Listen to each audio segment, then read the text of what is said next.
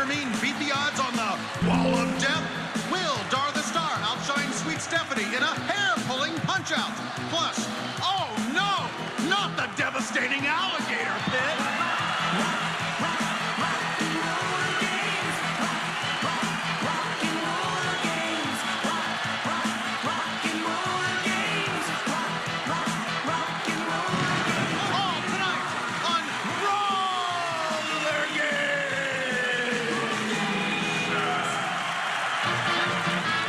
Carnival of freewheeling speed and free-falling mayhem, the roller derby is back. It began in the 1930s and had gone largely unchanged on that familiar banked oval.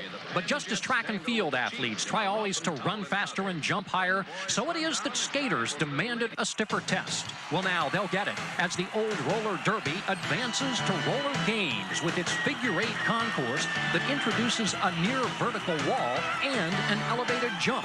What hasn't changed in this sport are the grudges and the grouches, the falls and the brawls, the good guys and the bad. Hello, everyone, with David Sam's Chuck Underwood from the Super Roller Dome, where the skaters of Roller Games International are chomping at the bit for a shot at this brand new concept in a track. Just wait till you see these skaters take on the 14-foot-high wall of death. It could be devastating. And the sky jump. And yes, the live alligator pit used during sudden death overtime. Chuck, that could be devastating. Well, as witnessed about an hour ago, when the best laid plans of alligators and men went awry. Beneath the bleachers here in the dome, the reptiles rebelled. They were loose. And in came that one-man security force, David, in that distinctive uniform of his. Well, no doubt about it. The guy who spotted these giant lizards is the man responsible for them in the first place. There he is right there. They call him Animal, the fearless master of the roller gator. He wasted no time in getting this situation under control. Thank heavens, who knows what could have happened. Well, the inclusion of the gators in the sport has been controversial, and it has divided the House. But by a 4-2 vote, the teams of roller games have chosen to include the reptiles, but only in a sudden death overtime. And we're not yet sure what the ramifications of that will be. We'll have to wait and see. It's never been used before. Well, now it's showtime, and here are the high-tech hard bodies of a roller game. Introducing first, the world-famous World Champion T-Bird! 19 World Championships in 30 years. This team plays by the rules, and they play hard.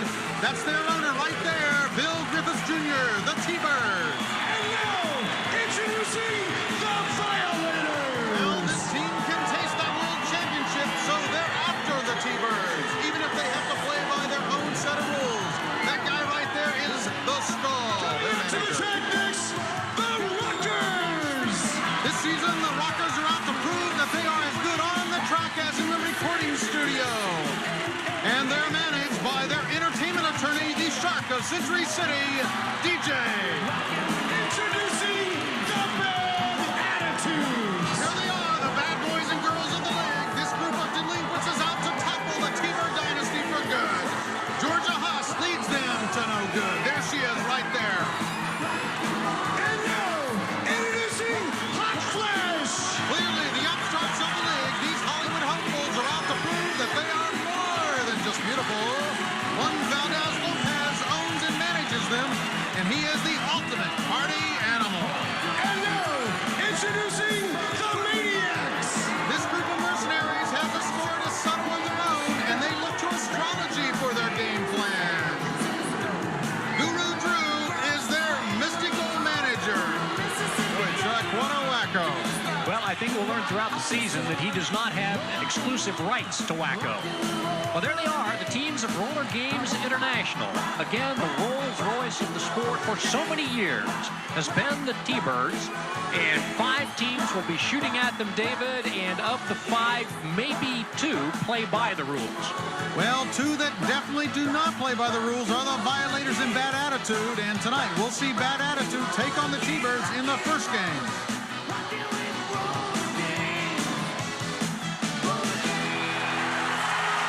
Well, from our protected position in the booth, let's now go down to trackside and Shelly Jamison.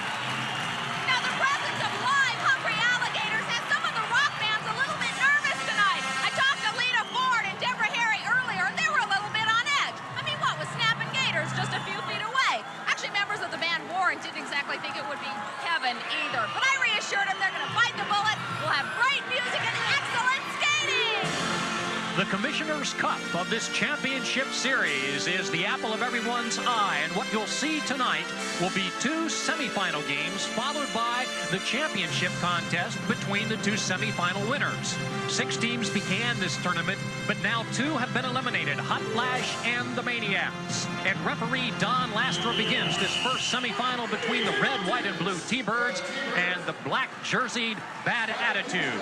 In this sport, only the guys wearing the helmets can score, and the lead jetter, as they are called, is Dynamite Daryl Davis of the T-Birds, trying to get above those lines. Behind him is the Bulldog Scott Casto.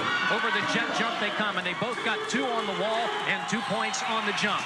Now they will fight and brawl and try to pass individual opponents. That's how they then score additional individual points. Monster Man Bernie Jackson in the black is dropped to the rail by Icebox, and Dynamite Daryl Davis passes all 3 additional black jerseys. There's one of them, Scott Casto, and he stops the cycle prematurely by tapping his helmet. Here's how you score on the Wall of Death. Anything above the top line is 6 points. Anything between the first and the second line is 2 points. But of course, you must take 3 big strides in order to get the score. Well, perhaps tonight's grudge to watch involves the 2 titans of the league.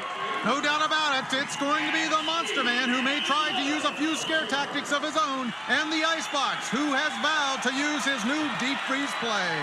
Keep your eyes glued. In that first scoring cycle, the T-Birds scored 7, Bad Attitude 4, and Bad Attitude's number 6 is Charlie Saunders, a new jetter. Behind him, Speedy Gonzalez, who takes them both down. Remember, each scoring cycle lasts 45 seconds. Gonzalez behind, trying to catch up and pass Charlie Saunders. Ahead of them, teams are blocking both offensively and defensively. There's the Monster Man tying up Speedy Gonzalez. Well, and now helping him to the concrete below.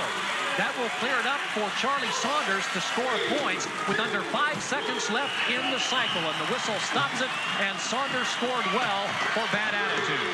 Wait a minute, what's going on? The Monster Man is attacking Dynamite Daryl. I don't believe this. What kind of a matchup is that? Well, it's 5 feet 4 inches of Dynamite Daryl against the Monster Man, who weighs 220. Now he's going after little Ralphie Valadares, the living legend. Unbelievable. In for the rescue is the Icebox, but he's now getting the worst of it with the Monster This Man. guy just won't stop, Chuck. Oh, now he's walking on him. And it is a day in the life of roller games. What a bully. Here's the starting lineup for Bad Attitude, led by the big bully himself, Monster Man. And the living legend, Ralphie Valadares, leads the T-Bird pack. For the Monster Man, Bernie Jackson has reason to celebrate. His Bad Attitude scored well in that scoring cycle and now lead the T-Birds 15-11. Dr. Fu in the black helmet is the new jetter for Bad Attitude, and it is BB Blockbuster, Billy Bob Bibas, say that 3 times, leading up the Wall of Death. Can he get 3 steps above the top line? No. Both men get 2 points on the Wall of Death, and by keeping their balance over the jump, they get an additional 2 each. Dr. Fu slamming away at BB Blockbuster. Over the rail he goes, now to try to pass as many individual opponents as possible. Gets tagged by Dynamite Daryl Davis. Monster Man coming up to help. Oh, and he rides Dynamite right off the track. And that's a single point for Dr. Fu as he gets by Dynamite. Can he get around Ralphie for still another point? Nope. What a hit, Chuck. The cycle ends. And the score is now Bad Attitude 21 and T-Bird 17 with 52 seconds remaining on our LA Gear scoreboard. Keep in mind that each period is 5 minutes in length. And there's one of your favorites, David, the eye of the hurricane in this league, Georgia Haas, manager of Bad Attitude. She hates TV cameras, no doubt about it. There's the box. 357 rather lovable pounds. His jetter now in what is going to be the final cycle of this first period. Remember, the women are coming up. Will be Ralphie Valadares in the red, white, and blue. And the Monster Man, Bernie Jackson, getting 2 points, as does Ralphie on the wall. And both, yes, get 2 on the jump. Ralphie Valadares, the living legend. He's earned respect the hard way by playing by the rules. They both swept by the jetpacks there and scored quick points. They're going to now try to do it again. The Monster Man is trying to ride Ralphie to the outside, but he gets tagged off the track. And the cycle ends. There it is, the deep freeze play. There it is, the icebox in his deep freeze. He nailed the Monster Man, and the crowd loves it. As the first period comes to a close with the icebox in triumph playing to the crowd. The deep freeze play. The score in this first semifinal game is 28-27. Bad Attitude leads the T-Birds. And coming up will be the second period of play with the ladies of this sport. We'll be back.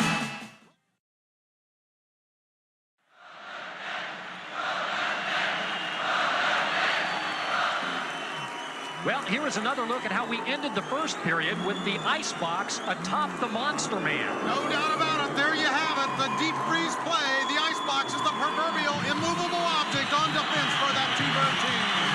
And then going over to try to rescue her Monster Man, Georgia Haas rolled off the track, lost her glasses, and is only now getting up and returning to the infield. Probably the biggest mouth in all of roller sports. There she goes again. It is said that the only tougher hide in the sport belongs to the alligators.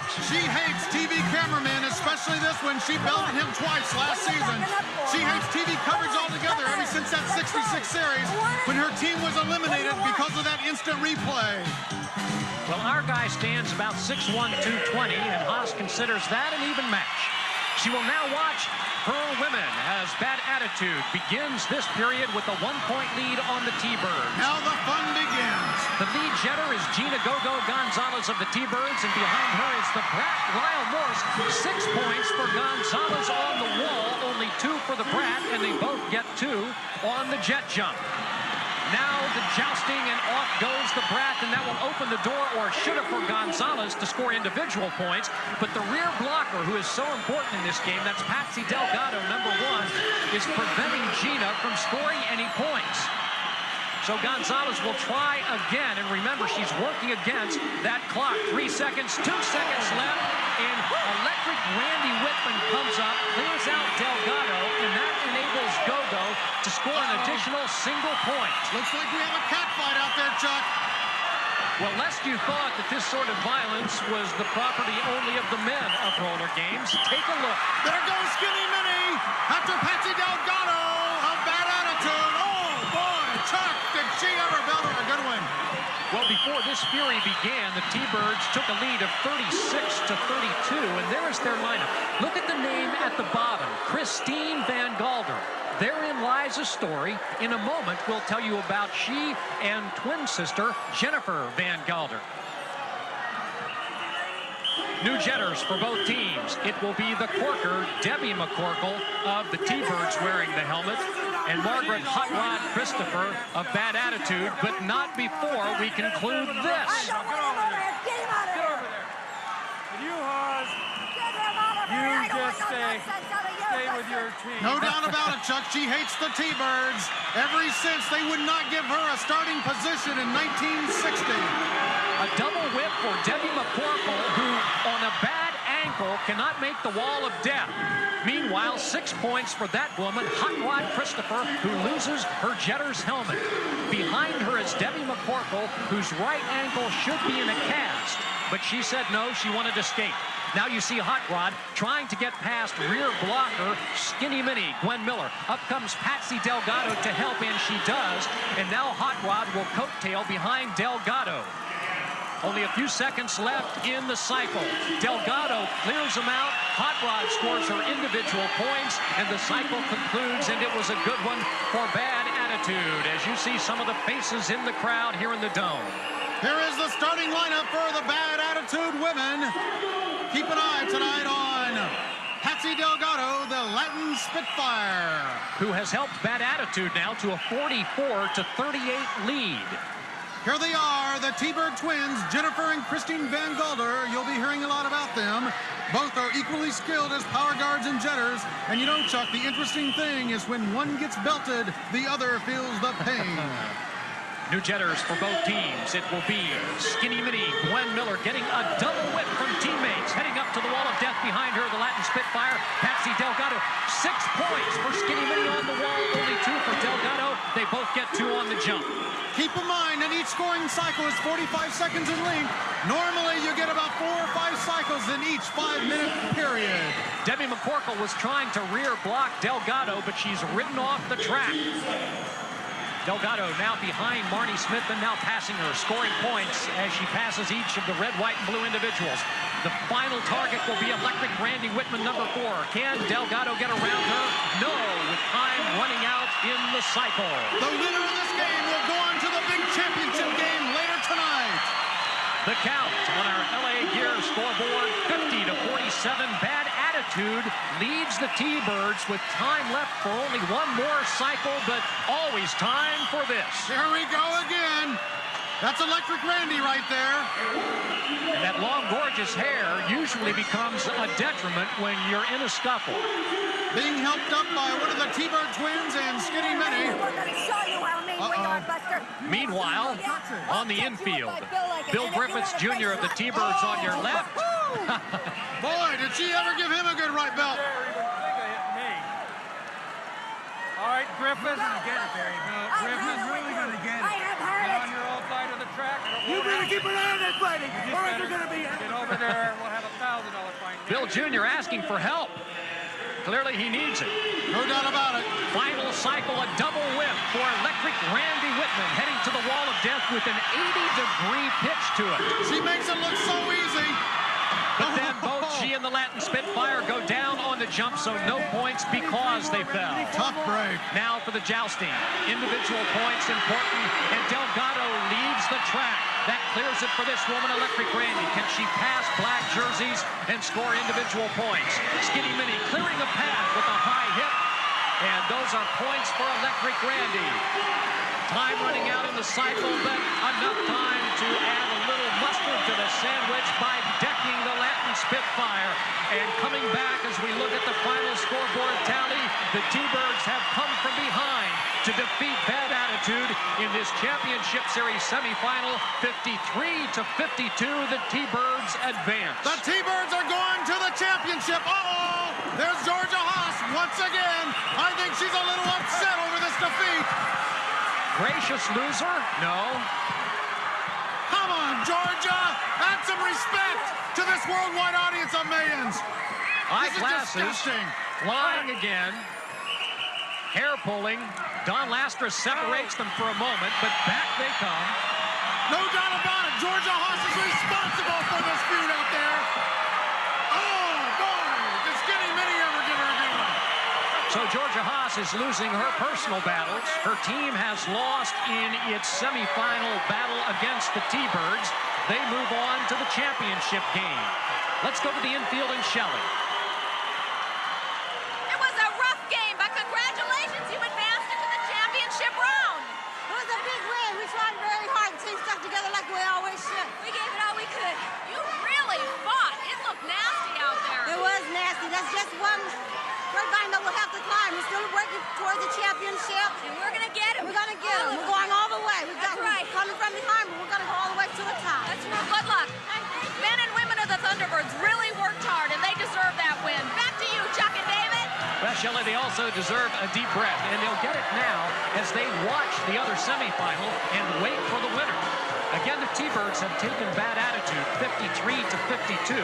Next up will be the match between the Rockers and the Violators, with the winners meeting to decide the Commissioner's Cup. And we'll have Wally George at Roller Sports Central. That's right, Chuck. Stay tuned.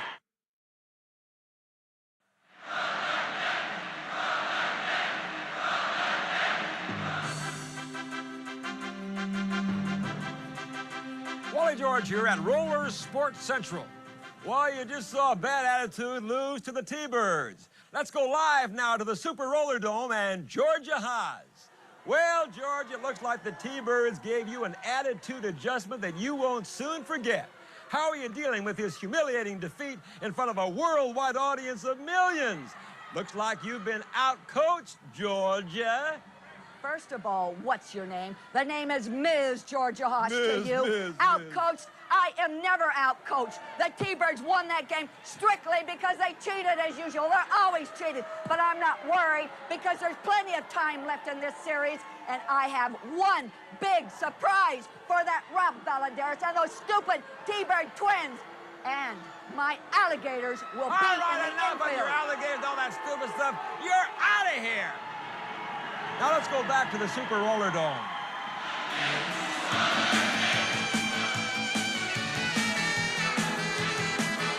And the merry chase for the Commissioner's Cup continues here in the Super Roller Dome.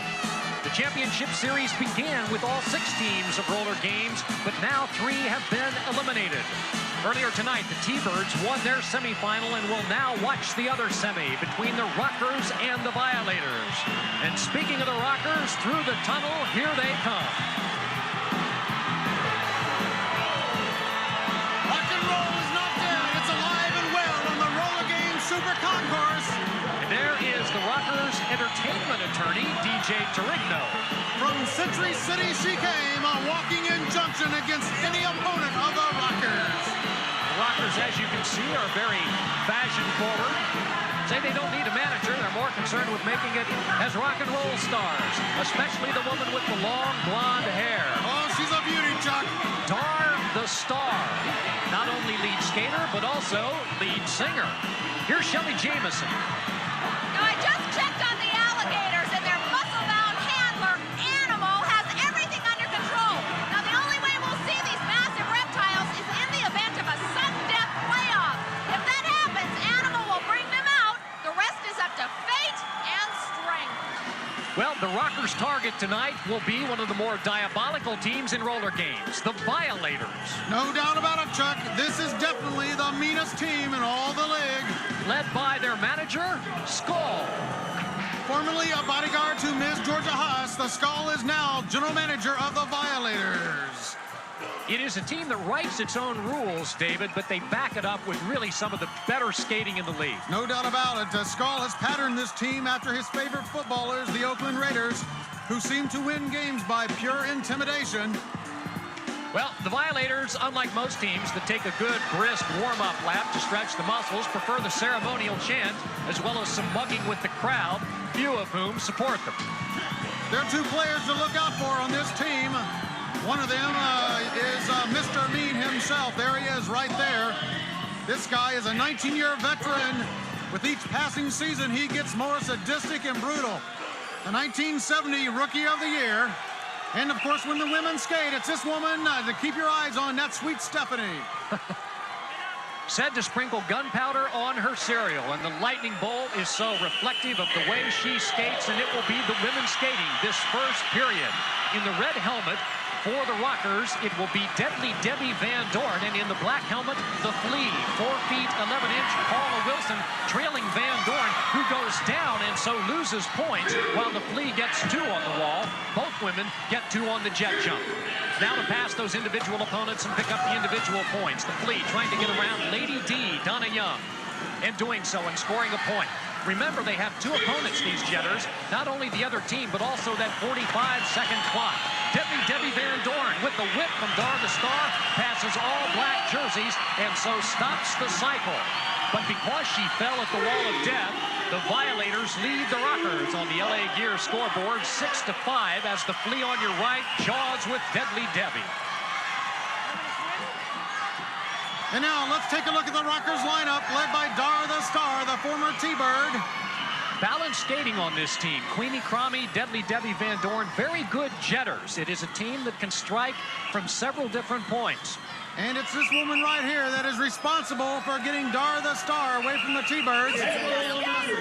Stopped in her tracks by the Skull. Don't touch me, buddy. Get in the book. Oftentimes as much action on the infield as on the track itself. New jetters now for both teams. In the black helmet, it will be their sweet Stephanie Garcia, and trailing her, it will be Queenie Cromie. Second cycle of this first period for the women. The Violators and the Rockers. This is the semifinal of this Commissioner's Cup Championship Series. And there goes Queenie Cromie for the wall of death. Sweet Stephanie right behind. Both ladies got 2 on the wall of death. They're going going to give 2 to Queenie, even though she fell. They say she kept her balance long enough. They also get 2 on the jet jump. Now Sweet Stephanie tries to make her way through those leopard skin opponents. And keep in mind that she must beat that 45-second clock. She's now going to take some time to slow down Queenie and prevent her from scoring. And now she moves out on her own. That's Lady D, Donna Young going down. And Sweet Stephanie once more. And Lolly Waterman takes a hit. 2 seconds left, and with 1 second left, she is unable to get past Dar the Star. But another good cycle for the Violators. They lead the Rockers 13-9 as Dar the Star meets Sweet Stephanie with referee Paul Gallegos in the middle. Sweet Stephanie not too happy about that call. Here's the Violators starting lineup for the women. Sweet Stephanie leads it off. Holly the Flea. And even Nasty Nancy Wilkinson is a good jetter herself. Should be a good match between the women of these teams. Remember, the next period will show the men. There is Nasty Nancy Wilkinson. She gets 2 points in this new cycle. Deadly Debbie Van Doren is jetting again for her Rockers, and she gets 2. Rear blockers, there's the Flea, Paula Wilson dropping Deadly Debbie. Lady D slowing down Nasty Nancy. And in a big way, as Nasty Nancy heads for the concrete. And the cycle ends, and again, the Violators are able to protect their lead. They lead the Rockers 17-13. Just a reminder, the winner of this game will take on the T-Birds in the big championship coming up next. The Commissioner's Cup is the spoils of this championship series. Meanwhile, the Flea, Paula Wilson, giving no ground, despite the fact that she is under 5 feet. Paul Gallegos ordering her to the infield. Meanwhile, new jetters for both teams. In this, what will be the final cycle of the women's period, Dar the Star will be jetting for her Rockers, and Sweet Stephanie, the best of the women of the Violators, will be wearing the black helmet. In this first lap around, the goal of the jetters is to get through the jetpack of each team and then head up to the wall of death. Dar the Star, 2 points. Sweet Stephanie likewise on the wall. And they keep their balance coming across the jump, so they both get 2, and then they lose their balance. And the jetters have, at least for the moment, dismissed thoughts of scoring, but now Dar the Star is back up. Sweet Stephanie is slowed. Can Dar score some individual points? Her Rockers need 4 points in a hurry. Clock counting down in this final cycle of the period. The men, remember, coming up next. Sweet Stephanie now without her helmet, back in it, trying to pass Lady D and get points there. 4 seconds, 3 seconds, 2, and down goes Stephanie. That was a hard hit. And there's the victorious Dar the Star. The audience loves her, and she loves them. Ooh, I love my rock and roll. I love my team. We've got great teamwork. I think we play better than we skate better than we look, and I think we look pretty darn tough. Well, Dar and her Rockers needed 4 points to tie the score, and they got them. Tied at 21 with the Violators, whose team leader, Sweet Stephanie, is still trying to recover from that fall beneath the rail and onto the concrete. And perhaps when she arrives back at the rail, yep, she's got Dar the Star waiting for her.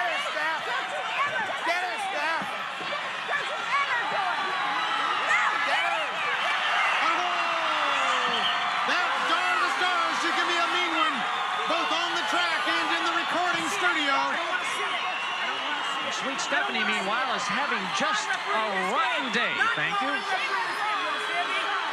Meanwhile, celebration by the Rockers. The women are going to turn it over to the men, tied at 21 when we come into this next period of play.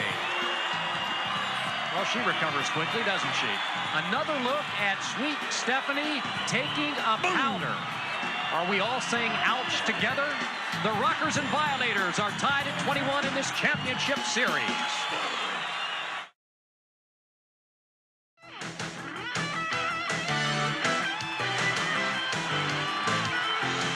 Before the men conclude this semifinal contest, let's take a closer look at the high-decibel world of the Rockers.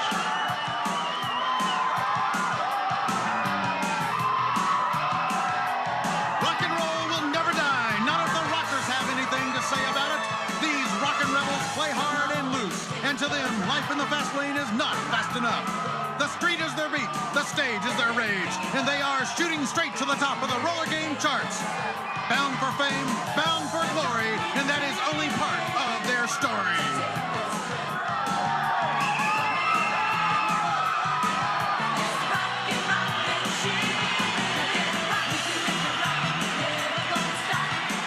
Millions of fans know what team they are going to root for.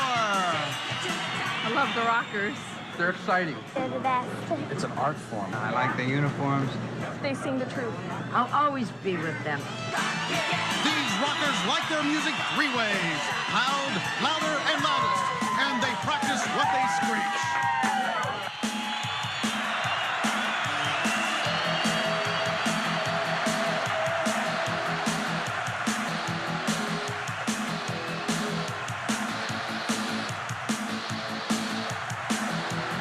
Protecting her team from the slings and the arrows of outrageous misfortune is the entertainment attorney who put the all in the law, DJ Torino.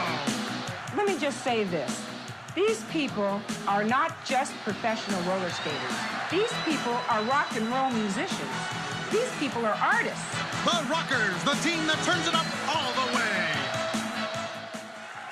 Back in the Super Roller Dome, it's the Violators and the Rockers' last period of this semifinal game. The winner will meet the T-Birds for the Commissioner's Cup. And jetting will be Rockin' Ray Robles. For the Rockers, he'll be in the red and white striped helmet. And Bob Sendejas, Shifty, in the black helmet for the Violators.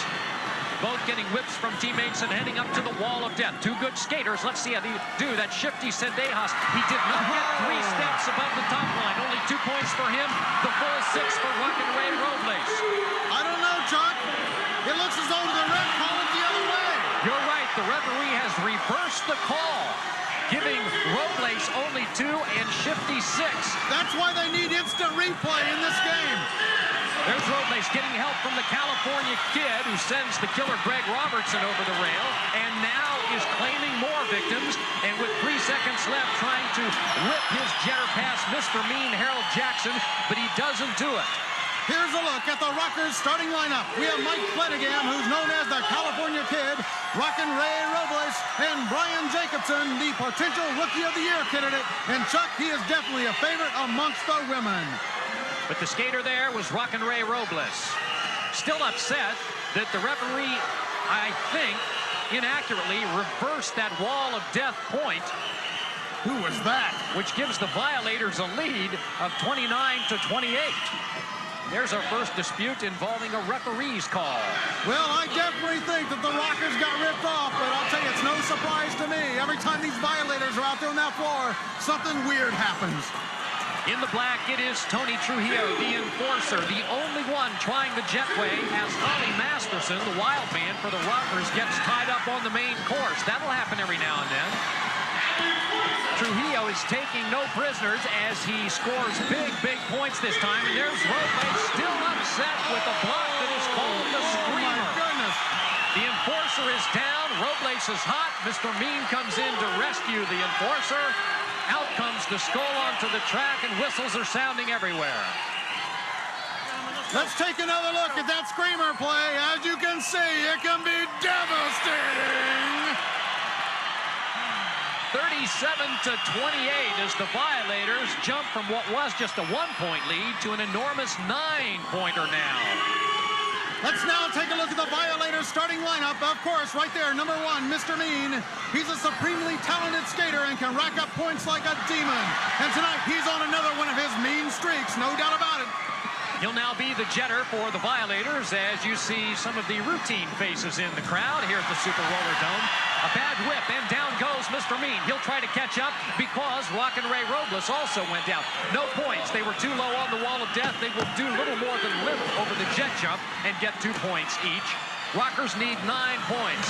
Mr. Mean on the move as Robles is not. Looking for blocking and creating some of his own. Getting around all those leopard skins and scoring individual points. And because Robles is so far behind, you're looking at a rarity. A second pass at the jetway. 2 points on the wall for Mr. Mean, now 2 on the jump. And the Violators are really widening the gap with this cycle.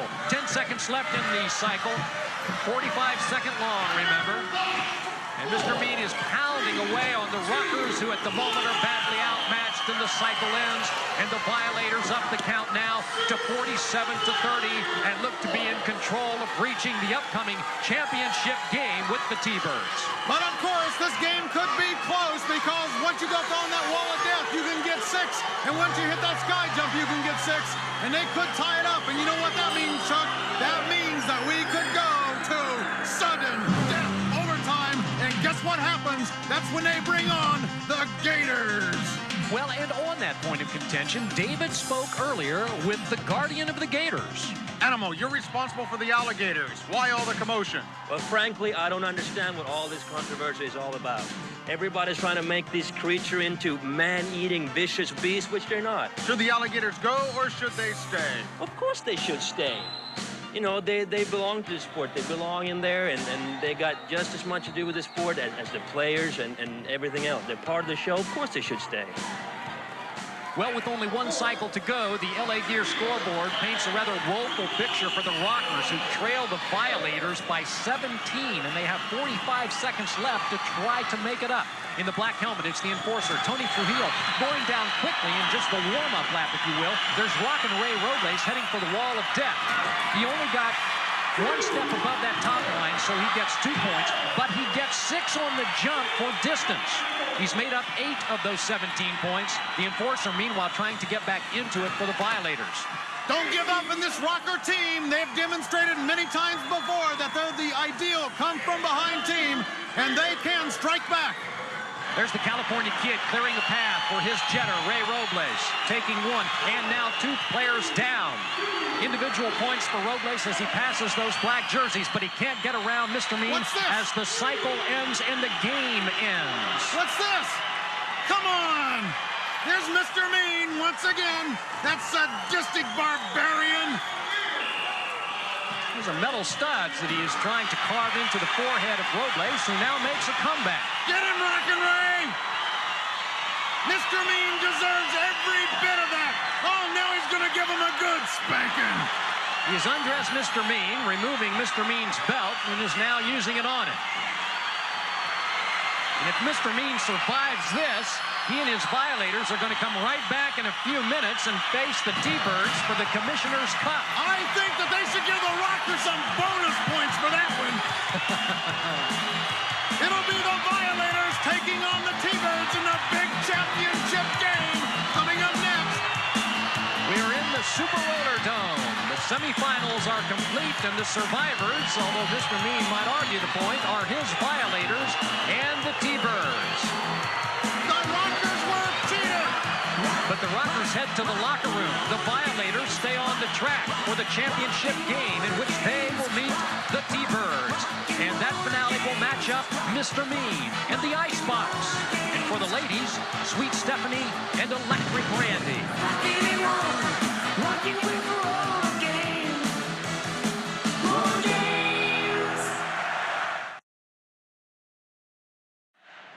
I can't believe this alligator controversy. It has totally gotten out of hand. Ms. Georgia Haas, what are you up to? This is absolutely crazy. What's next? Donald Trump as president? Jeff, give me some entertainment. Here now is DC Getchell with this sport's theme song.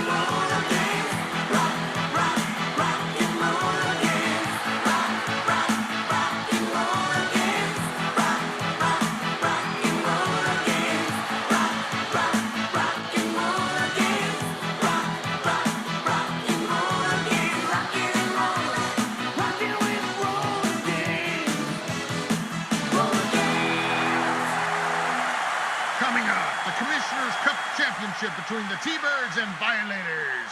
Stay with us.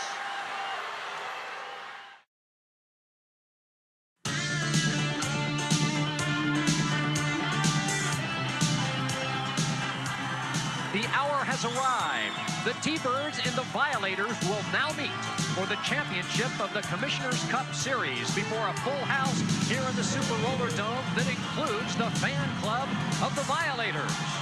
Returning to the track now through the smoke-filled tunnel will be the world champion T-Birds, world champions in 19 of their 30 years.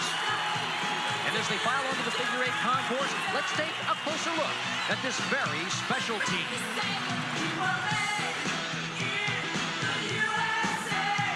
The fabulous Thunderbirds, they are America's team. Not just a superb collection of athletes, the T-Birds are more, much more, and they know it. Who are we? Yeah, tell them, Coach. What are we? World champions. Tell them, Coach. What are we going to do? Jump out of the airplane! That's right, jump out of an airplane. Son, we have no parachute for you. No sweat, Coach. To this team, nothing is impossible. These proud birds dare to win, to boldly go where no sports franchise has gone before. The sky's the limit for these champions. On and off the track, their teamwork soars, taking them to new heights of competition.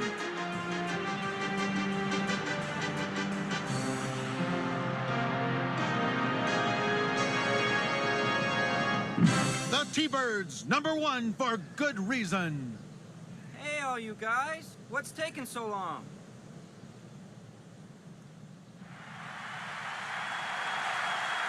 The T-Birds have enjoyed enormous popularity, not only in this country, but around the world where they have taken this sport.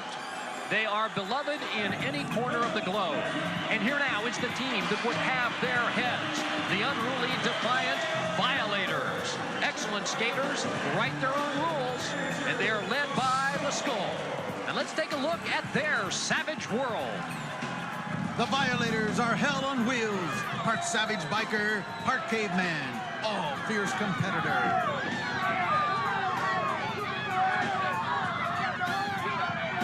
The Violators are more than a team, they are a tribe. And the only thing they love more than their bikes is inflicting pain.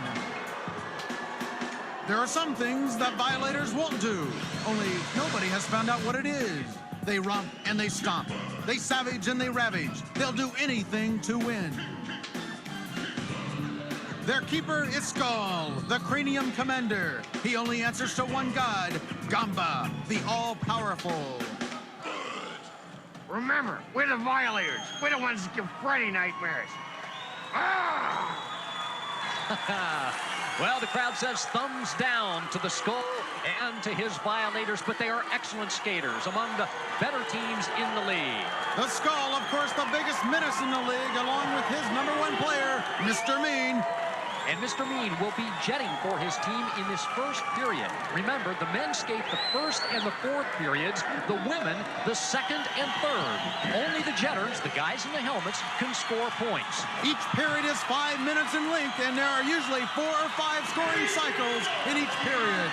And they are 45-second long scoring cycles, and Mr. Mean is the lead jetter. And because he and Speedy Gonzalez get above only that bottom line on the wall, they get just 2 points. They also get 2 on the jump, after which Gonzalez hits the deck, and that clears the way for Mr. Mean to try to get individual points by passing individual opponents. He's now waiting for the blocking to line up. He's trying to get around the 357 pounds of the icebox. Tony Trujillo, the enforcer, will give help with the low blow. Mr. Mean comes along with a high shot.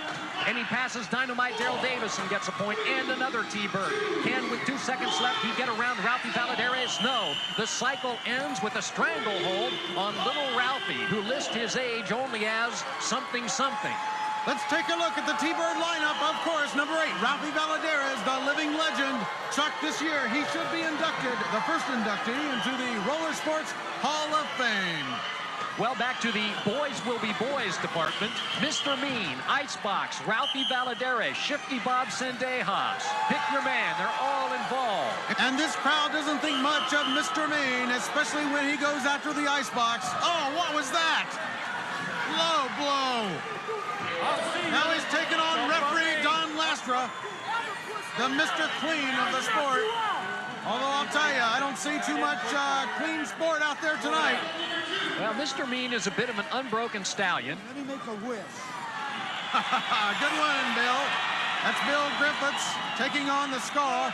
Bill Griffiths Jr., of course, is the son of league commissioner Bill Griffiths Sr. There are your two new jetters, Shifty Bob Sendejas in the black. Behind him, Speedy Gonzalez. The first lap, a whip unintentionally by an opposing player. No, it looked like 6 points, but Speedy Gonzalez only got 2 of the 3 necessary steps above that top mark. But then coming over the jump, he got 6 points, goes underneath an opponent who collides with one of his teammates, and it is broken loose. That is Shifty Bob Sendejas, who hit the deck hard, and now Speedy is being mauled by the guy they call the Killer, and down goes Shamu. That was about a 7 on the Richter scale. The icebox right there. One more milkshake in that guy, and Congress is going to declare him a national park. He's okay. You're watching the Roller Games Commissioner's Cup Championship for those viewers who have just joined us around the world. 13-11 is the score after 2 cycles in this opening period. The T-Birds lead the Violators. Now their very athletic jetter for the Violators is the Killer Greg Robertson. Tremendous physical specimen. 2 points for him, and below him, Billy Bob Bibas did not even get the 2. They both get 2 on the jet jump. And there goes Billy Bob almost joining us in the booth.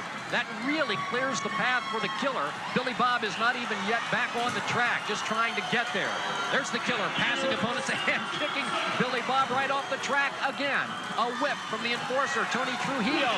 Rowdy Valadares sends Mr. Mean into his own teammate, and the cycle ends with that collision among Violators.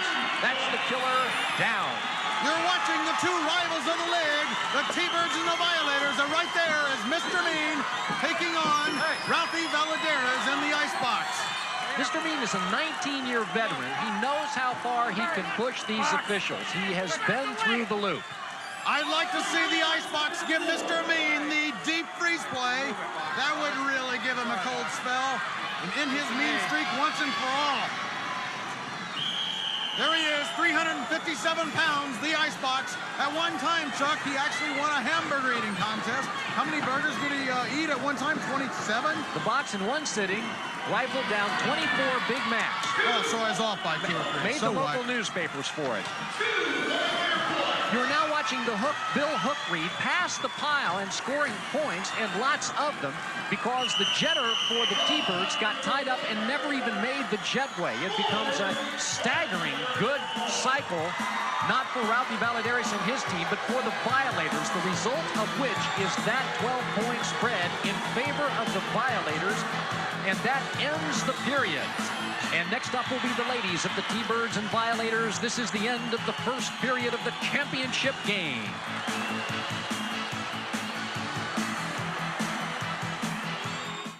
This is the Roller Games Power Play of the Week. We focus our isolated camera on the moves of Mr. Mean, Harold Jackson. All right. Wheeling back into position. That's the way to do And jetting is going to be Kahuna, Jerry Reese in the red helmet. Mr. Mean will remain the jetter for this cycle.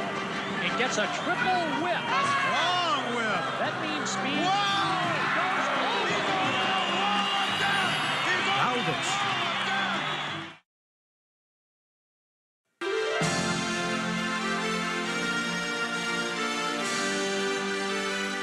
And you are looking at the gold at the end of the rainbow of this championship series, the Commissioner's Cup, which in only a few moments will go either to the Violators or the T-Birds. And after the first period, the men of the Violators have spotted their women with a 27-15 lead. Period 2 belongs to the ladies, and a new 45-second scoring cycle begins with Skinny Minnie Miller in the red, white, and blue jetting for the T-Birds, and sweet Stephanie Garcia lead jetting up the wall of death for the Violators. There she goes. And down she comes, crashing and burning, and so she'll get no points. Skinny Minnie Miller gets 2 on the wall, 2 on the jump, leapfrogs the flea. Paula Wilson gets a whip from Electric Randy, goes underneath Lauren Hollywell, around Nancy Wilkinson, and stops the cycle by tapping her head, and that keeps Sweet Stephanie from scoring any points. Nice cycle for the Birds. There's a beauty shot for you. Skinny Minnie coming off that jump after scoring 7 points in that cycle. And that tightens the count to 27-22.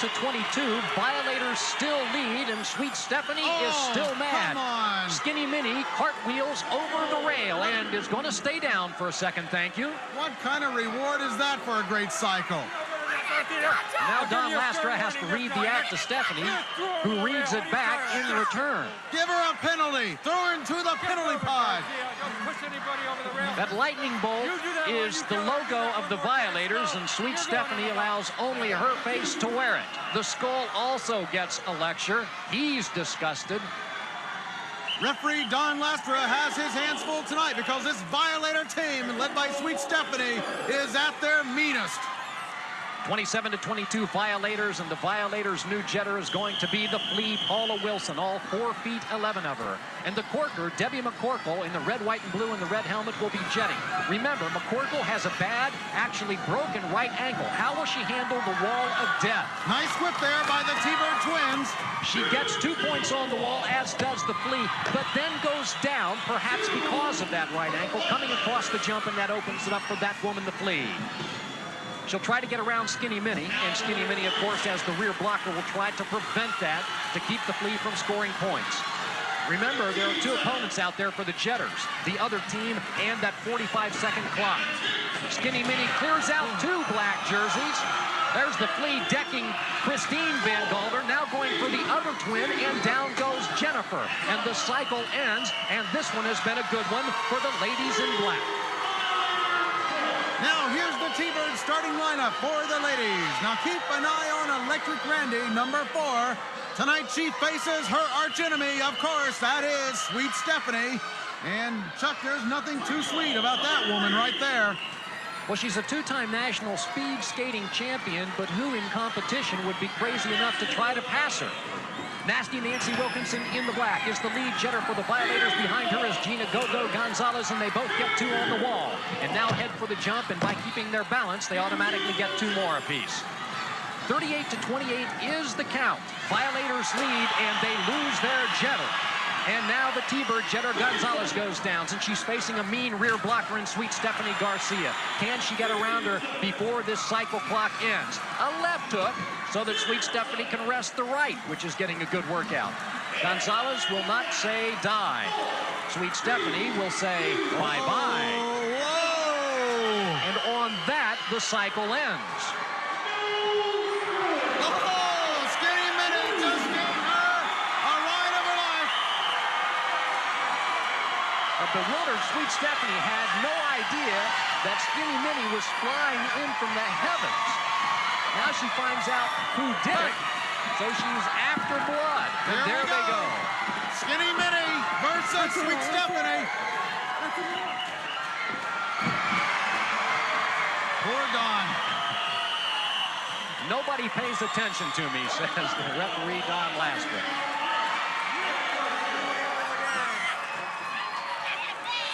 There's a warning to Sweet Stephanie. She's getting mighty close to that penalty pod. Now, David talked about the rivalry between Electric Randy and Sweet Stephanie. Notice the red hair? Well, Sweet Stephanie intentionally dyed it that way just to taunt Electric Randy, who gets her nickname from her electric red hair, too.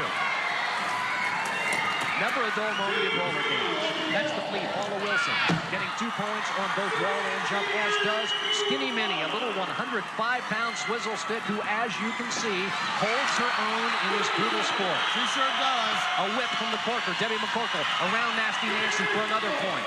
And now she high hits Lauren Hollywell for still another, and she's not done yet with just seconds left in the cycle. 1 black jersey to pass. It's the flea, Paula Wilson. And as time runs out, 2 black jerseys do a tandem forward somersault. Sweet Stephanie and the flea down.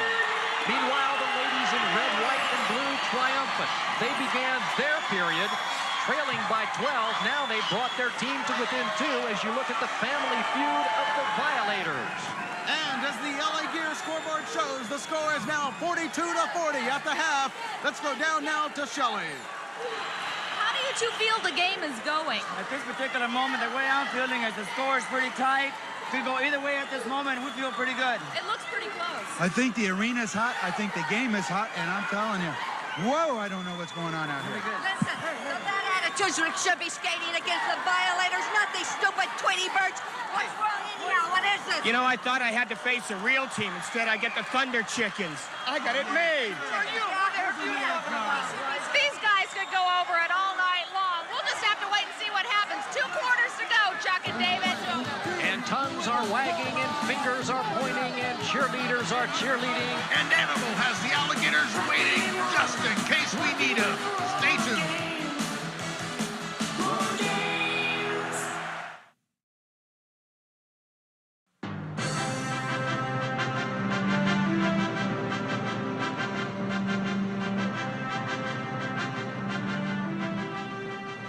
Wally George here at Rollers Sports Central.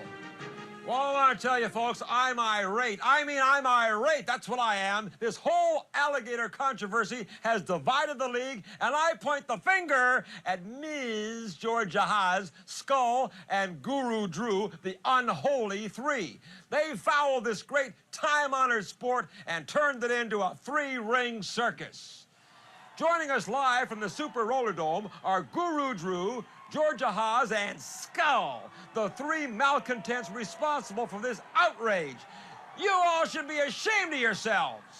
Ashamed of ourselves? What do we have to be ashamed of for, fellas, right? We're not ashamed, but the one that should be ashamed is this man right here, the commissioner, Mr. William Griffith. I beg your pardon, madam. You were calling me by something or other. Okay, Ms. Haas, I am not ashamed, but I'll tell you what I am. I'm embarrassed and I'm disgusted. The 3 of you railroading this vote through to get these poor, dumb creatures to do your bidding, to become your foils. But you've not heard the end of it. There will be something done. In the meantime, to quote you once again, I'm not embarrassed. I am, as Wally George would say, out of here. Bye-bye, lady. Attaboy, Commissioner. The Gators will stay. Believe me. You're out of here. You're out of here. Come on. Now let's go back to the Super Roller Dome. Thank you, Wally. It's halftime at the Commissioner's Cup. T-Birds taking on the Violators. Here's a look behind the scenes at Roller Games. Okay, stand by the roll tape, George. Stay wide in the alligator pit for me. 2. Okay, stand by now. And hit the music. Come on, everybody. It's time for Roller Games. Are you ready? We're coming to you. Anybody can skate. I mean, probably about like 20, 30 million people in this country know how to roller skate, but they can't all be roller game skaters. Challenging, passion, compelling, bruises.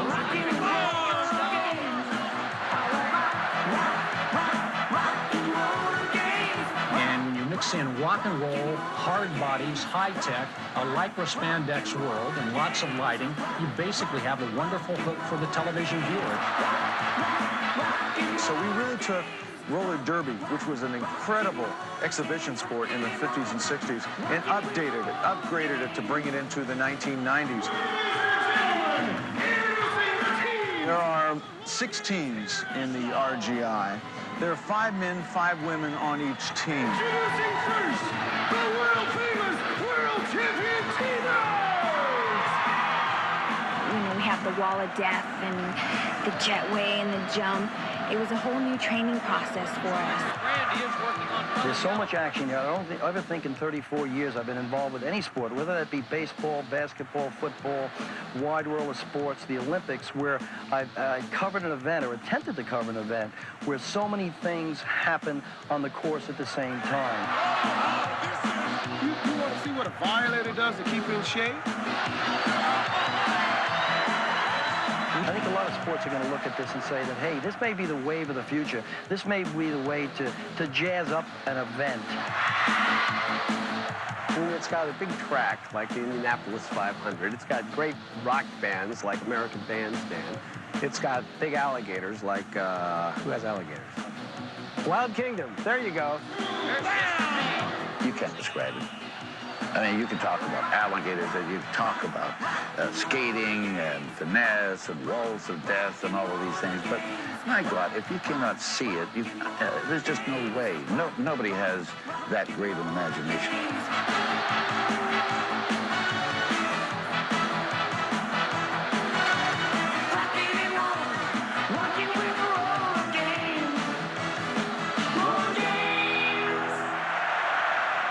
The championship game will be decided when the Violators and T-Birds return.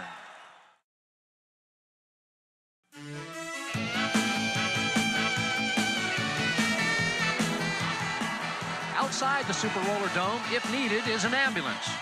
And only in roller games would the ambulance be a Woody.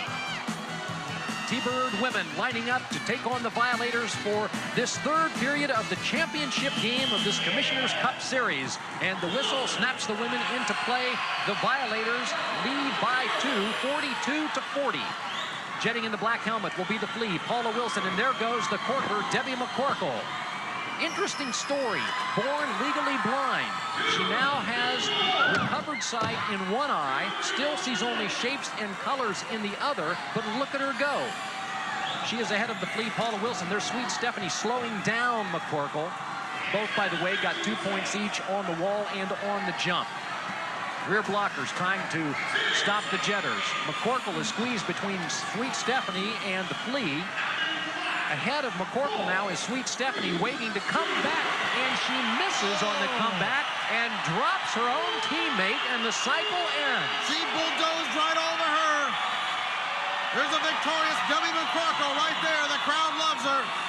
Well, they love their T-Birds. She is living the dream, David. At age 4, she became a T-Birds fan, and now, these years later, she not only is skating as a T-Bird, but she also is being coached by her girlhood idol, Ralphie Valadares. Well, Ralphie Valadares is the idol of many players and many fans across the nation and around the world. And I'm a fan of that girl right there. That's Renee, one of my favorite cheerleaders. 46-45, the T-Birds draw to within 1. Lead jetter in the black, Nasty Nancy Wilkinson, both she and Go-Go Gonzalez get 2 on the wall of death. They also get 2 on the jet jump.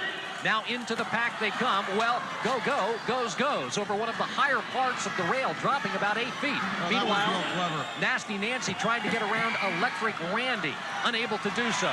Gets dropped twice with that slashing right arm of Electric Randy. That's a legal block, by the way. The only thing you can't do is throw the point of your elbow. It's more of a shoulder block, like that. And Electric Randy, a veteran of the sport with less than 5 seconds left, freezes Nasty Nancy, denies her additional points, and the spread remains the same. Electric Randy and her T-Birds continue to trail by a single point, and there is that old rivalry that David talked about earlier, going back years, between these two fiery, combative redheads. You're in every fight out here. I'm telling you, one more time and I send you back. No, you're in it every time. Back up. That's it for you. One more time and you're going to be out here. Oh, you missed me by that much. That woman right there, she has a degree in rudeness, and boy, does she ever use it. Sort of the Calamity Jane of roller games, but quite an athlete. She runs 4 miles a day in addition to practicing about 3 hours a day in this sport. Here are the new jetters. The lead jetter for the T-Birds, Debbie McCorkle, behind her lead, Paula Wilson. 2 points per lady on both wall and jump. And now they head up into their jet packs. And well, Debbie McCorkle was going to. She's now overboard, and Electric Randy gets hit by a couple of black jerseys. Down goes Christine Van Galder. Skinny Minnie spins out of the action. And there goes the Flea scoring points as she passes those individual T-Birds. This is going to be a good cycle for Wilson and teammates. Well, it's not going to end personally so hot as time runs out in the cycle with Electric Randy low bridging the Flea. She deserved it. She's been a real menace tonight. 57-53, the Violators widen their lead now to 4 points. Don Lassler steps between Electric Randy and the Flea. No pushing up here. Both of you. Getting a warning. I told both of you. Just a few parting words. And you don't. Here's the real superstar right there. Did you hear Don Lasker? He said, she listens, you don't. Final cycle for the women. Awaiting this final period will be the men of the T-Birds and the Violators. Sweet Stephanie Garcia is going to get a whip from Lauren Honeywell. She's in trouble and off balance, and down she goes. Boy, that was a tough one. I think that rail got her right in the face. Skinny Mini Gwen Miller, meanwhile, had trouble of her own on the wall, scored no points, gets only 2. And now Sweet Stephanie, well, now she's breaking the rules. She is going the wrong way on the one-way. She needed to complete her lap around the jetway, didn't do it. So she is going to score no points in this cycle. It's all up to Skinny Mini. That's the Violators for you. They're always breaking the rules. A swift 3 points, so she passes the pack. Can she get by Sweet Stephanie with 2, 1, and 0 left? For the 3rd time, Sweet Stephanie and the Flea collide. Just goes to show you, it does not pay to cheat. For the first time since early in the first period, the T-Birds lead by 3. Let's go down to the infield now, and Shelly Jamison. I assume you two don't like each other, is that correct? That's right. Every time we come out on the track, she's trying to listen to me, Miller. You're your stupid man. I've had it with you and everybody in that tournament thing. We've had it with you too, Stephanie. We're going to take care of you for one minute. Sorry. I think I'll step out of this at this point. A lot of animosity on this track, and you never know what fights will develop, but that's a nasty one, so I'm getting out of the way. Okay, Shelly, the championship and the Commissioner's Cup is going to go down to the final period. And you're watching the Figure 8 Fast Lane World of Roller Games. Sunday drivers need not apply.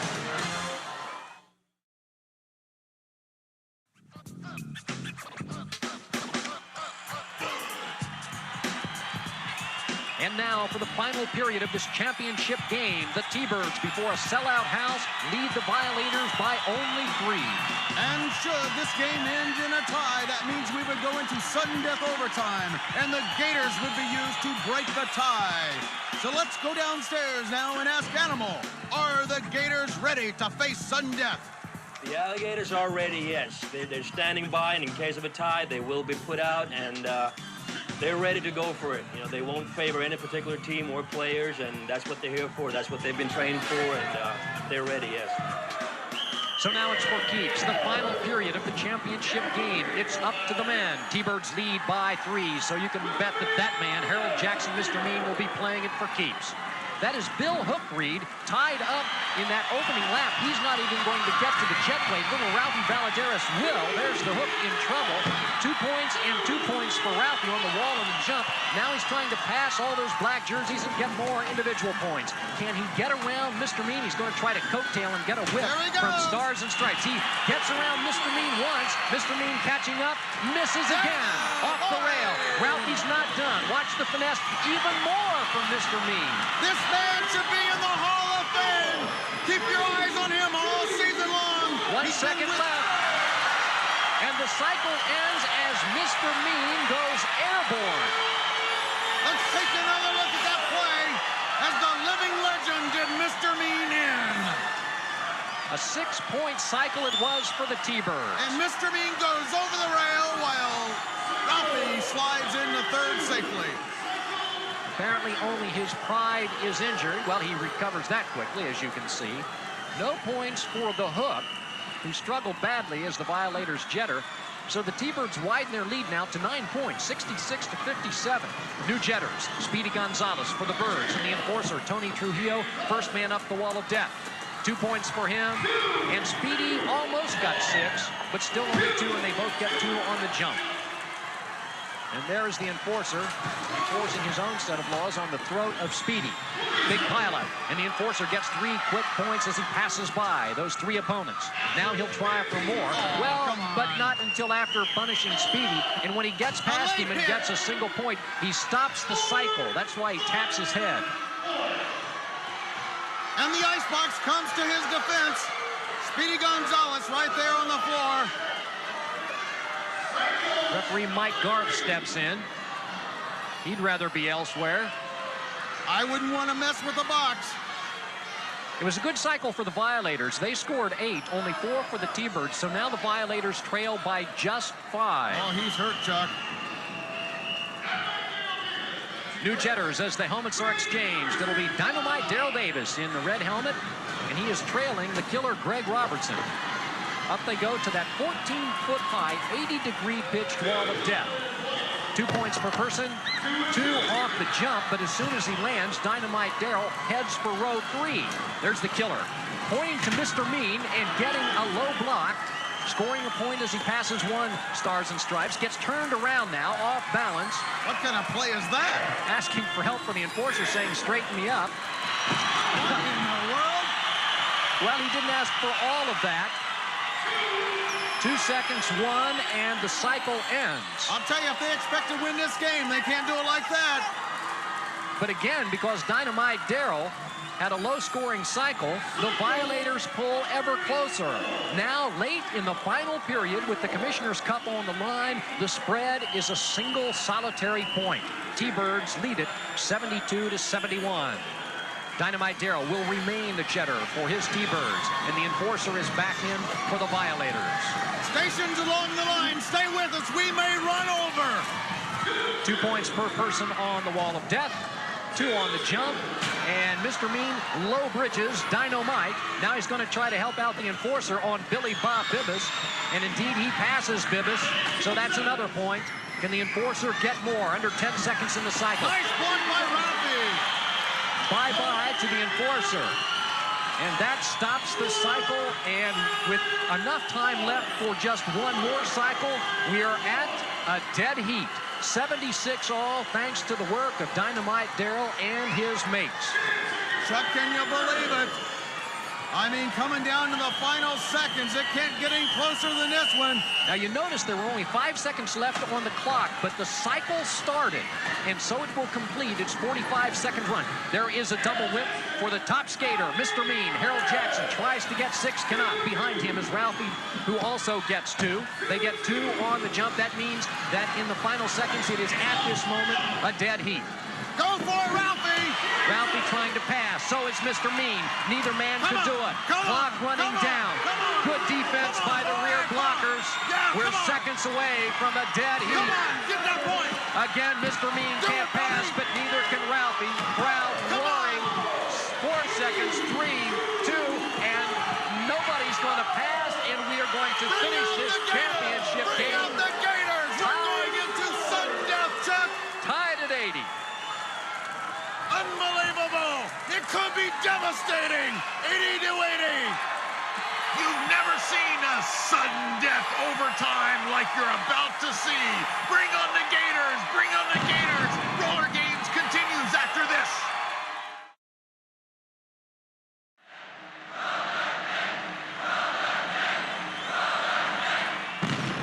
And so the game has ended in an 80-all tie. Sudden death will determine which team gets this Commissioner's Cup. Sudden death involves the controversial element of the Alligators. Well, Chuck, we're bringing a new meaning to the term sudden death because, I'll tell you, it could be devastating if one of those players gets in that alligator pit.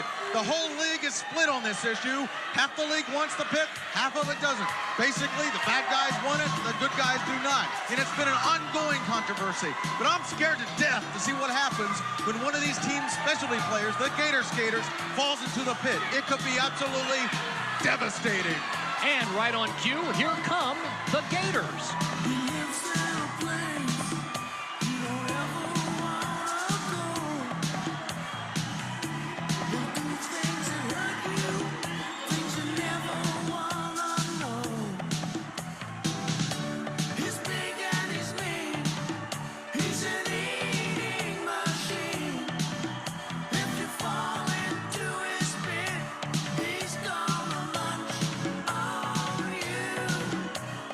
Roller Gator gonna get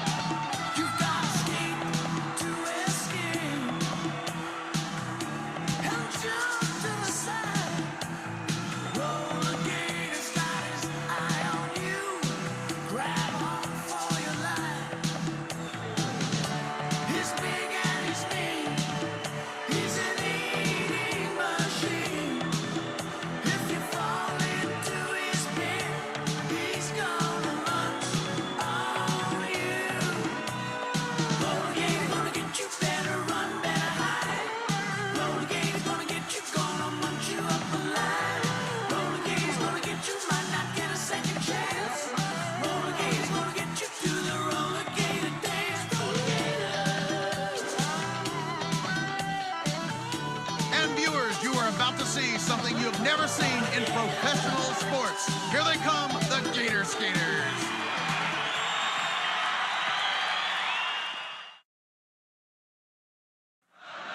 And so, with the T-Birds and Violators tied at 80 at the end of regulation, here very simply are the two rules of sudden death overtime.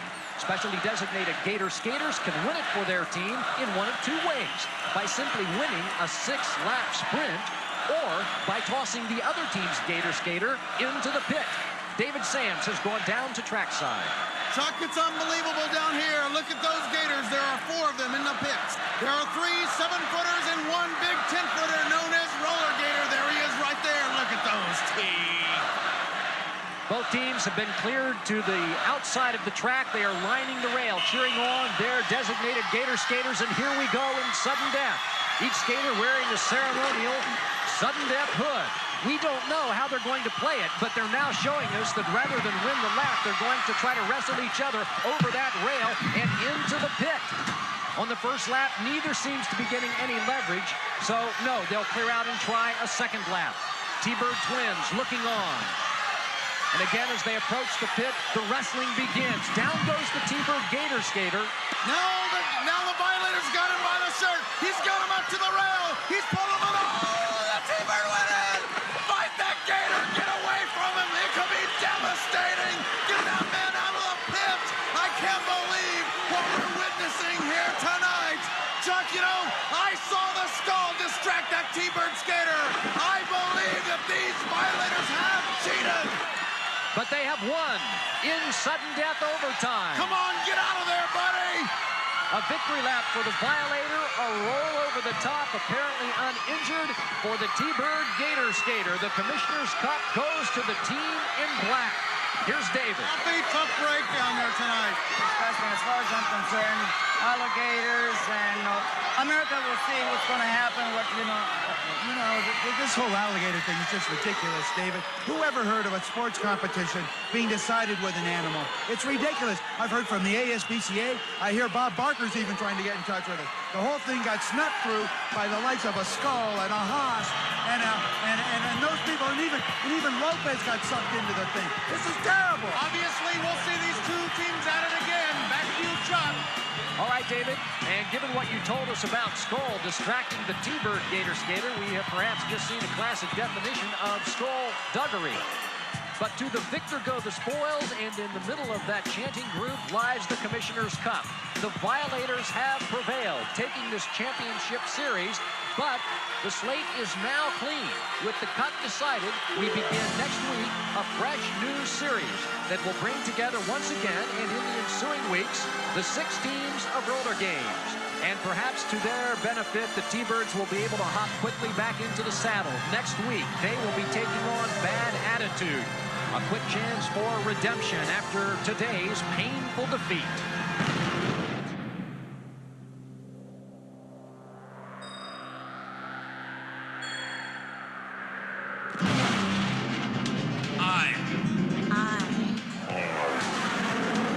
I want rock and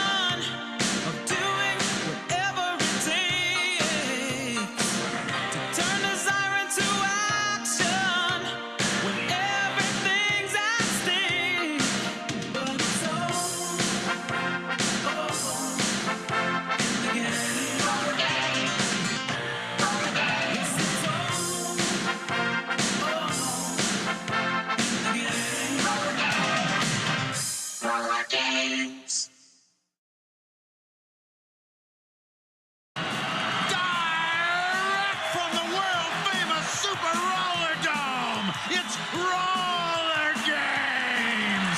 Tonight, America's team, the T-Birds, hit the comeback trail against the bad boys of Bad Attitude. Will the Icebox chill out the Monster Man with his big deep freeze play? Will Skinny Minnie pull her weight on the wall of death? And can Georgia Haas speed the T-Bird Twins to the Gators?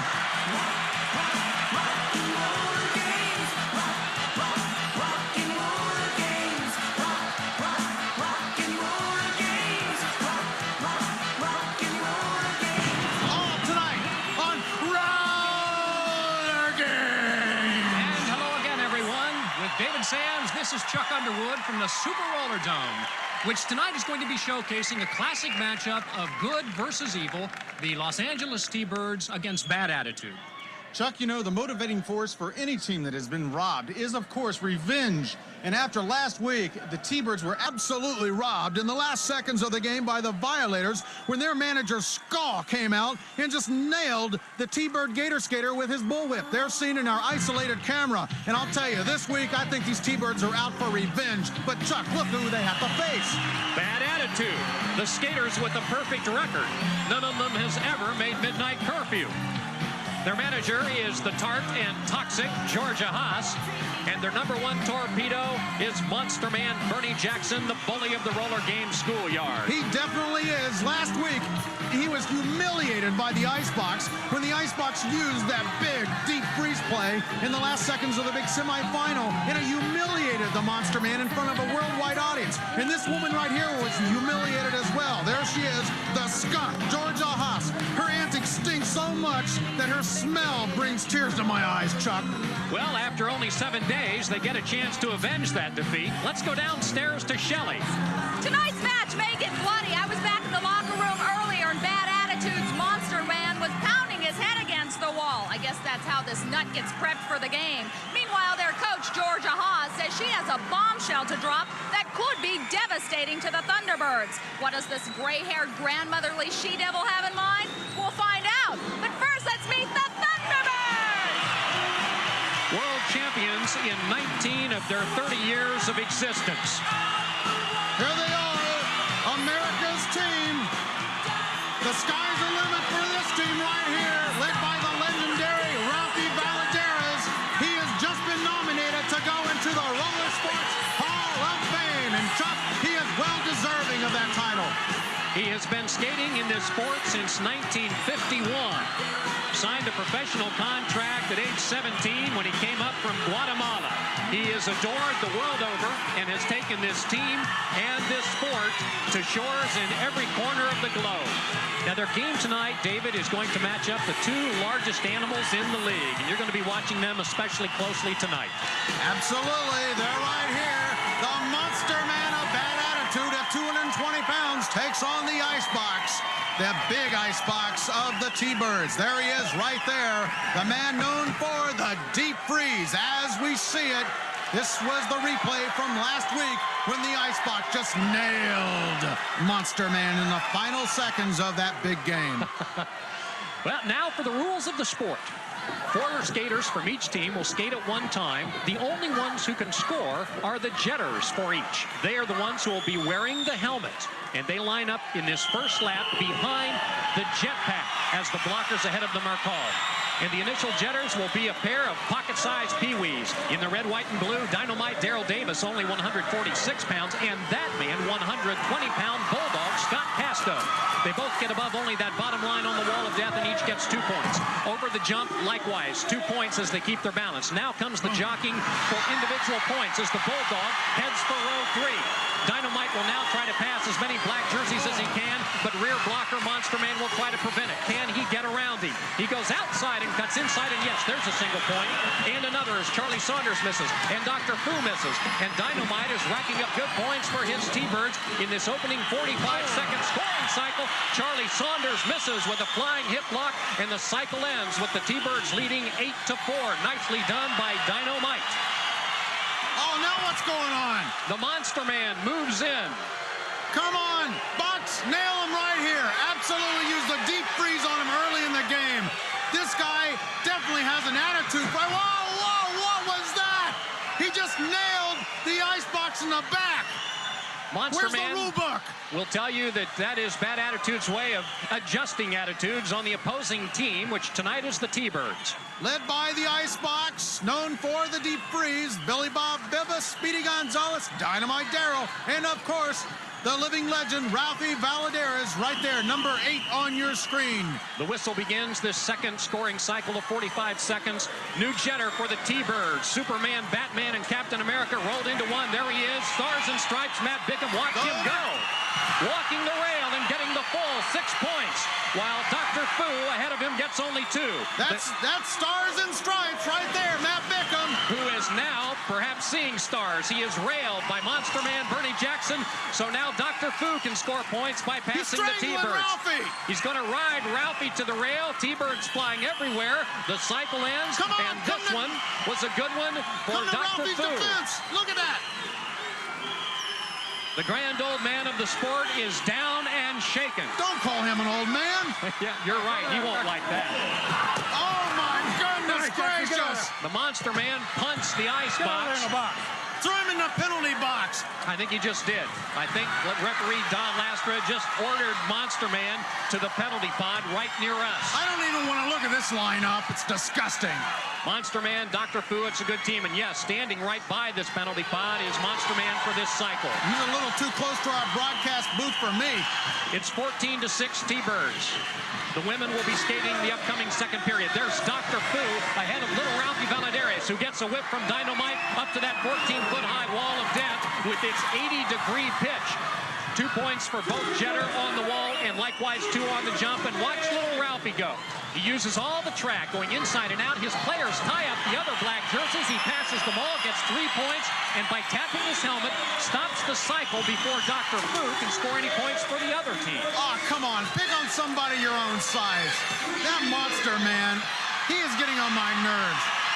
There, of course, is the icebox coming to little Ralphie's defense. Well, little Ralphie, David, said he would like the icebox to drop from 357 pounds to 250, but at that moment, I think he was happy for every ounce on the guy. Are you kidding? Fat chance. There's no way this guy's going to lose weight. Not on that diet of his. This guy has 4 or 5 T-bones. I think he has about 7 or 8 hamburgers a day, a gallon of ice cream. And if I kept going on and on and on, it'd be through this entire game. And besides all that, after all that, he has to put down a couple of Alka-Seltzers. 2 new jetters for both teams. Billy Bob Bibas in the red, white, and blue, and Ninja, Pete Christensen, in the black.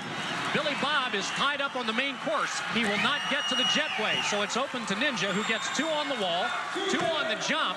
Billy Bob is still in trouble, so Ninja is going to have a good scoring cycle for Bad Attitude, which began the cycle trailing 19-10. Look at him pass the red, white, and blue. If he can get around Dynamite, he'll score still another individual point.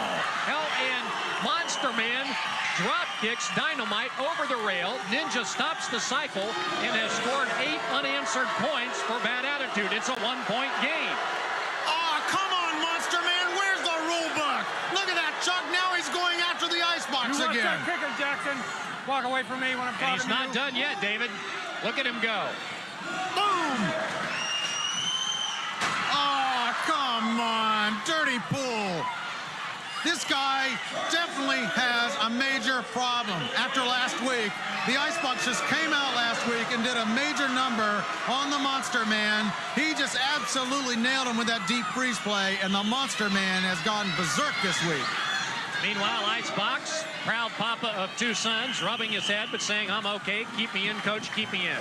New jetters, Charlie Saunders, a Bad Attitude, and Charlie has just broken the rules. He didn't do that preliminary lap around the main concourse. There he is breakdancing after a fall. Meanwhile, Matt Bickham is doing it right. 6 points on the wall of death, and 6 points as well on the jump. Charlie Saunders cheated by going to the jetway too early, so it becomes a 0-point cycle for his Bad Attitude. And look at Stars and Stripes making hay, passing the black jerseys. He already has scored 13 points in this cycle, now 14, and he has a chance to still get more. 10 seconds left in the cycle. Can he get around Bernie Jackson, the Monster Man, for a final point? Monster Man riding into the outside. There's Ralphie Valadares. Ralphie absolutely nailed the Monster Man with that flip there, making way for Stars and Stripes to score, and the Monster Man is humiliated once again by Ralphie. Haha, sweet revenge. End of the period. Here's Shelley. Here with bad attitudes, Coach Georgia Haas. Word is you have a bombshell to drop. You know, I am very pleased that Valadares has committed himself to this Hall of Fame because he will not be skating on the T-Birds. And those Tweety Bird twins, they will not be on the T-Birds also. One will be on the Maniacs and the other on the Validators. You got that, lady? What do you Take it to the bank. And that's it with Georgia Haas. Soft-spoken, isn't she? Back to you, boys. Well, what's that mean? I can't believe it. Guess we'll have to find out later. End of the first period. T-Birds lead Bad Attitude 35-18, upcoming the women of this sport. You can't split these two up. They're the T-Bird twins. You will also hear from Wally George. Wally has a beat. As you look once more at the end of the first period and Ralphie Valadares burying his wheels into the Monster Man. That's it. They'll match up again in the fourth period. We'll be back.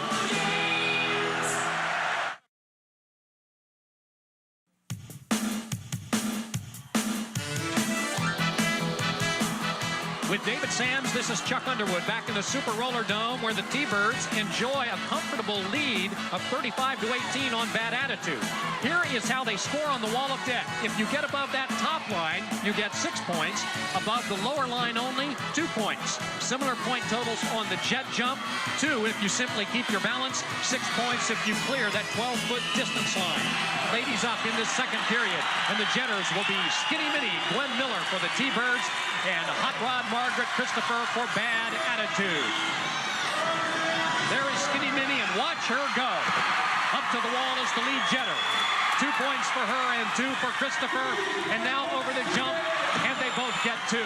And as they now go for individual points, David, your thoughts on Georgia Haas's bombshell? Chuck, I'm at a loss for words. Georgia Haas may be right. She has found a rule in the back of the rule book, and I mean it is in the very back of the rule book, that an active skater can no longer skate if he is to go into the Hall of Fame.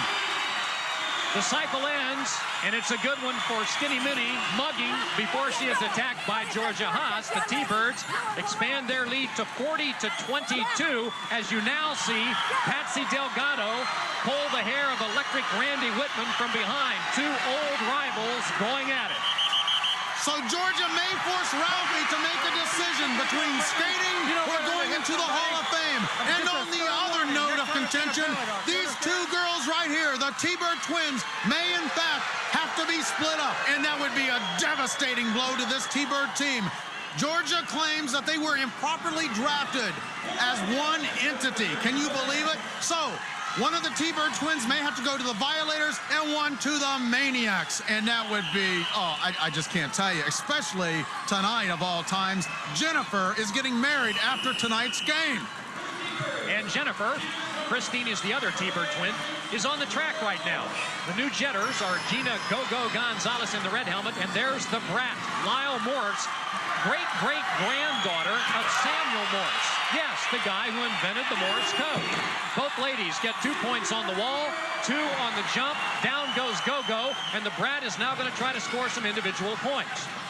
Well, so the T-Bird team has to decide what life would be like, not only without Ralphie Valadares, but also perhaps without the twins, which would reduce their female roster to only 4 skaters. Chuck, I can't believe that the commissioner is going to go for that. I can't believe that the fans will live with that kind of a ruling. You just can't split up 2 twins that have been together their entire life. Well, it is a day in the life in roller games as you look at the Bad Attitude lineup. I don't even want to look at that lineup. The Latin Spitfire is Patsy Delgado. You just saw the brat outscoring her T-Bird counterparts and pulling Bad Attitude back to within 14 points. Skinny Minnie is back jetting for the Birds. And watch her go. She is a very adventurous skater. Up to the wall. Behind her is Hot Rod Christopher. And Hot Rod gets 6. Only 2 on the wall for Skinny Minnie. And they both get 2 on the jump. Hot Rod Christopher in the black is a former 3-time world champion in BMX bicycle racing. But she right now is having a tough time because excellent rear blocking by that woman, Electric Randy Whitman, and in another venue on the court, excellent rear blocking by the Latin Spitfire, Patsy Delgado. There she goes. It is a very tough, brutal cycle for both jetters. It's all out war out there. 5 seconds left in the cycle. 3 seconds, 2, 1, and it will end. But before being pummeled by those rear blockers, Hot Rod Christopher scored 8 points, and that woman, Skinny Minnie, only 4. So Bad Attitude is coming back into this one. And as we see on the LA Gear scoreboard, we're within a couple of minutes of that big halftime show after this cat fight. Speaking of big hits, Electric Randy and Hot Rod Christopher swinging away, and there is the venomous Georgia Haas. Make her gator bait. I am so sick and tired of Georgia Haas stopping play. As you all know, each quarter is 6 minutes. You shut up, lady. I'm trying to get a couple of words in. Each quarter is 6 minutes in length, and normally there is time for 4 or 5 scoring cycles within each 6-minute quarter. Well, in all likelihood, here comes the last one. And skating for the T-Birds will be Debbie McCorkle, the corker. There she goes as the lead jetter. Behind her is the brat Lyle Morse. 2 points per woman on the wall and 2 on the jump. And how about Debbie McCorkle? She is living the fantasy. She says she was a T-Bird fan at age 4. Ralphie Valadares was her idol. She is now skating as a T-Bird, and Ralphie is still around as both teammate and coach. But on this cycle, it is that woman, the brat, Lyle Morse, racking up points again. Morse is having a terrific game. Under 10 seconds left in the cycle. There goes McCorkle trying to pass another black jersey. It is Gail Bowers, the boffer, who just nudges her over the rail. Meanwhile, the Brat scores strongly. 9 points for the Brat in this cycle and her Bad Attitude. Only 4 for Debbie McCorkle, and Bad Attitude at halftime has pulled to within just 5 points. Unbelievable. Tell me, I know what a block That's is. Debbie McCorkle on the left, Gail Bowers on the right, and poor Don Lastra, as always, in the middle. They're going to try and start another cycle. There are only 3 seconds remaining. Can they get back to the starting line? 2 seconds, 1, no. Indeed, that will end the first half here in the Dome, with the T-Birds leading Bad Attitude 52-47. Keep in mind, if this game ends in a tie, as it may, we could go to sudden death, and that's when we bring on the Gators. Call your friends, tell them to tune in.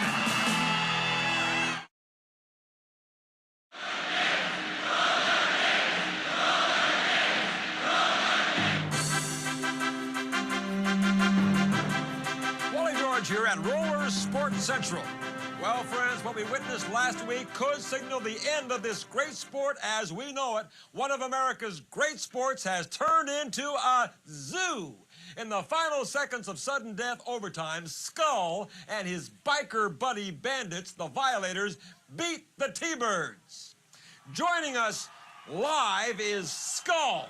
Now, Skull, all of America thinks you cheated, and so do I, you idiot. What do you say about that? Look, old man, we beat the Thunder Chickens fair and square. They can't handle defeat from us. That's their problem. We got some surprises coming up for Ralphie and the T-Bird twins. And if they don't like it, they can eat it. All right, you stupid nitwit. You are out of here. Now it's time for my roller beef. I want to get my hands on the guy who put a pit full of live alligators right on the roller games track. That really steams my windshield. What kind of moron would do something like that anyway? What are those mean green eating machines doing down there? Who put them there anyway? Can you imagine the producers of Dynasty putting a crocodile in bed with Joan Collins? Think about that. This is supposed to be a sporting event. Good, clean, athletic family fun. But no, someone, and I think I know who it is, would rather turn this into a Roman gladiator show with athletes facing death on camera. Well, I, for one, say enough is enough. Pull those gators off the track. Let them loose in the offices of the people responsible for turning this good sport into a 3-ring circus. I'm calling for a special investigation to find out who is responsible. I'm Wally George, and that's tonight's Roller Beef, and I welcome your comments. Well, baseball has its 7th inning stretch where they sing "Take Me Out to the Ball Game," but in roller games, halftime means DC Gatchel singing "Rock in Roller Games." Take it away, DC. We're coming to you in Kalamazoo, Boston.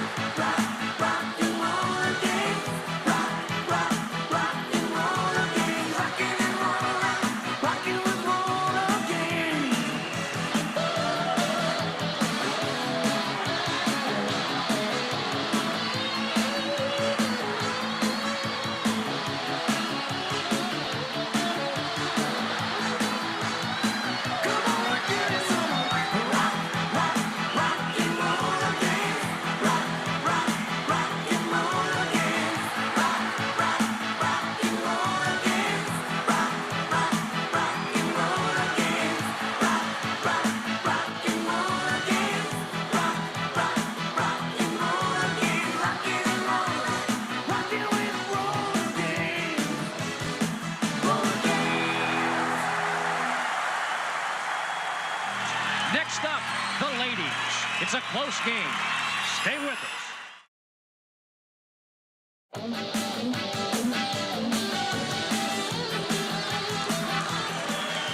Now for period 3 of this game between the T-Birds and Bad Attitude.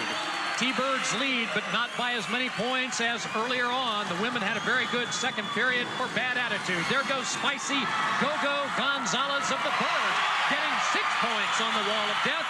No points, meanwhile, for Lyle Morse, the brat, behind her. Both women get 2 on the jet jump. Now to pass those individual opponents as Marnie Smith, the tank, drops Go-Go. She'll now try to clear a path for Lyle Morse, and Morse gets around all 3 T-Birds, taps her helmet, and by doing so ends the cycle. And little Lyle Morse has scored 26 points tonight. That is a season high in this league for both men and women. Morse is an aggressive and a very effective jetter, but you know one thing, she has yet to make a 6-point play all season. Her point-scoring effectiveness on the jetway is unquestioned, but her ability to excel to that 6-point level remains a troubling question to this Bad Attitude team. We'll just have to see. Bad Attitude's new jetter is the Latin Spitfire, Patsy Delgado. Debbie McCorkle is there in the red helmet.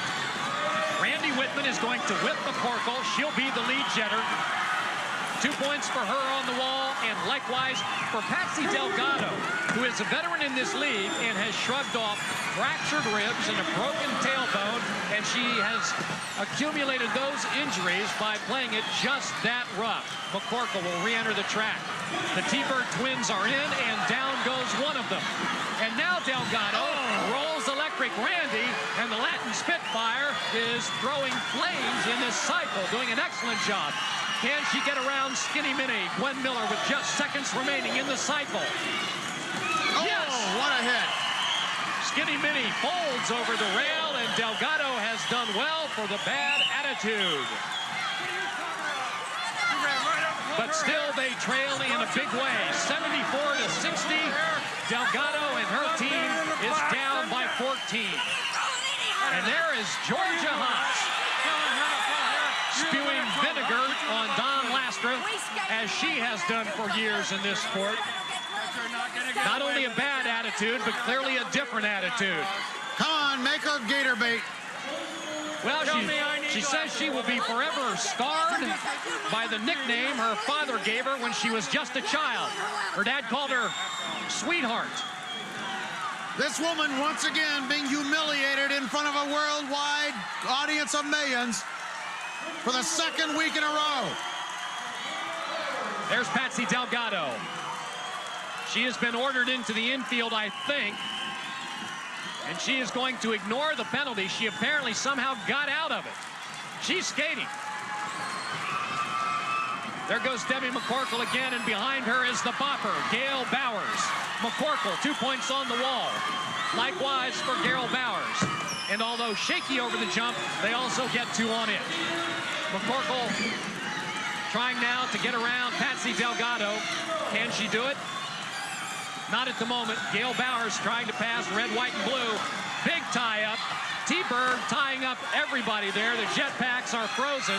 Meanwhile, Delgado is fighting against Debbie McCorkle. Here comes Skinny Minnie into the pile. Making way for McCorkle to score! McCorkle sneaks by in the last second and gets 3 points. That's a great defensive play there. Let's take another look at it as Skinny Minnie just knocks down this team right here. This is 10 pins, and that's only 105 pounds of Skinny Minnie as she drops all 3 black jerseys to the Masonite. Now keep an eye right there on Debbie McCorkle as she passes that entire Bad Attitude team and racks up major points. Now for what could be the final cycle of the 3rd period. As you see the spread, T-Birds leading, and comfortably so. Skinny Minnie Miller is going to jet for the T-Birds, and the Latin Spitfire remains the jetter for Bad Attitude. 45-second scoring cycle. There's a double whip for Skinny Minnie. It's called an atomic whip. Can she get 6 points? Oh, yes! There she is, Skinny Minnie. Probably the most underrated player in all the league. And she got 6 on the jump, and Delgado is struggling, and look at Skinny Minnie go. Around Gail Bowers, around Marnie Smith. Now trying to pass the Brat, and she does so. Only 2 points thus far in this cycle for Delgado and Bad Attitude, and there they are locked in mortal combat. Who's going to win this one? Delgado deserved that one. Sweet revenge for Skinny Minnie, who was sent over the rail by that lady 1 cycle ago. Now a come on! I can't believe this. Throw that woman in the alligator pit. Obviously, Chuck, she's so humiliated by this score that now she's taking out her frustration on probably the smallest woman in all the league. Skinny Minnie has just scored 18 points in the cycle. Down goes Georgia. Down goes Delgado. End of the period. And here is Shelly Jamison in the infield. I'm here now with Icebox of the Thunderbirds. When are we going to see your bad move, the deep freeze? Sooner or later, I'm going to have to do it because it's getting out of hand out here. That Monster Man is nasty. Here he comes. Wait a minute. Who cares about a deep freeze? I haven't seen it yet. Are you scared? Why you don't do it? I haven't seen it all period. You scared to do it? Are we going to see it? I'm going to have to do it later on because this man is getting out of hand. I'm going to do it on there. I look scared. Do it now. You're going to be the one that's going to get it. Stand by for the deep freeze. It's going to be ugly. The 4th period is coming up. It could be devastating when the Icebox attempts to chill out the Monster Man.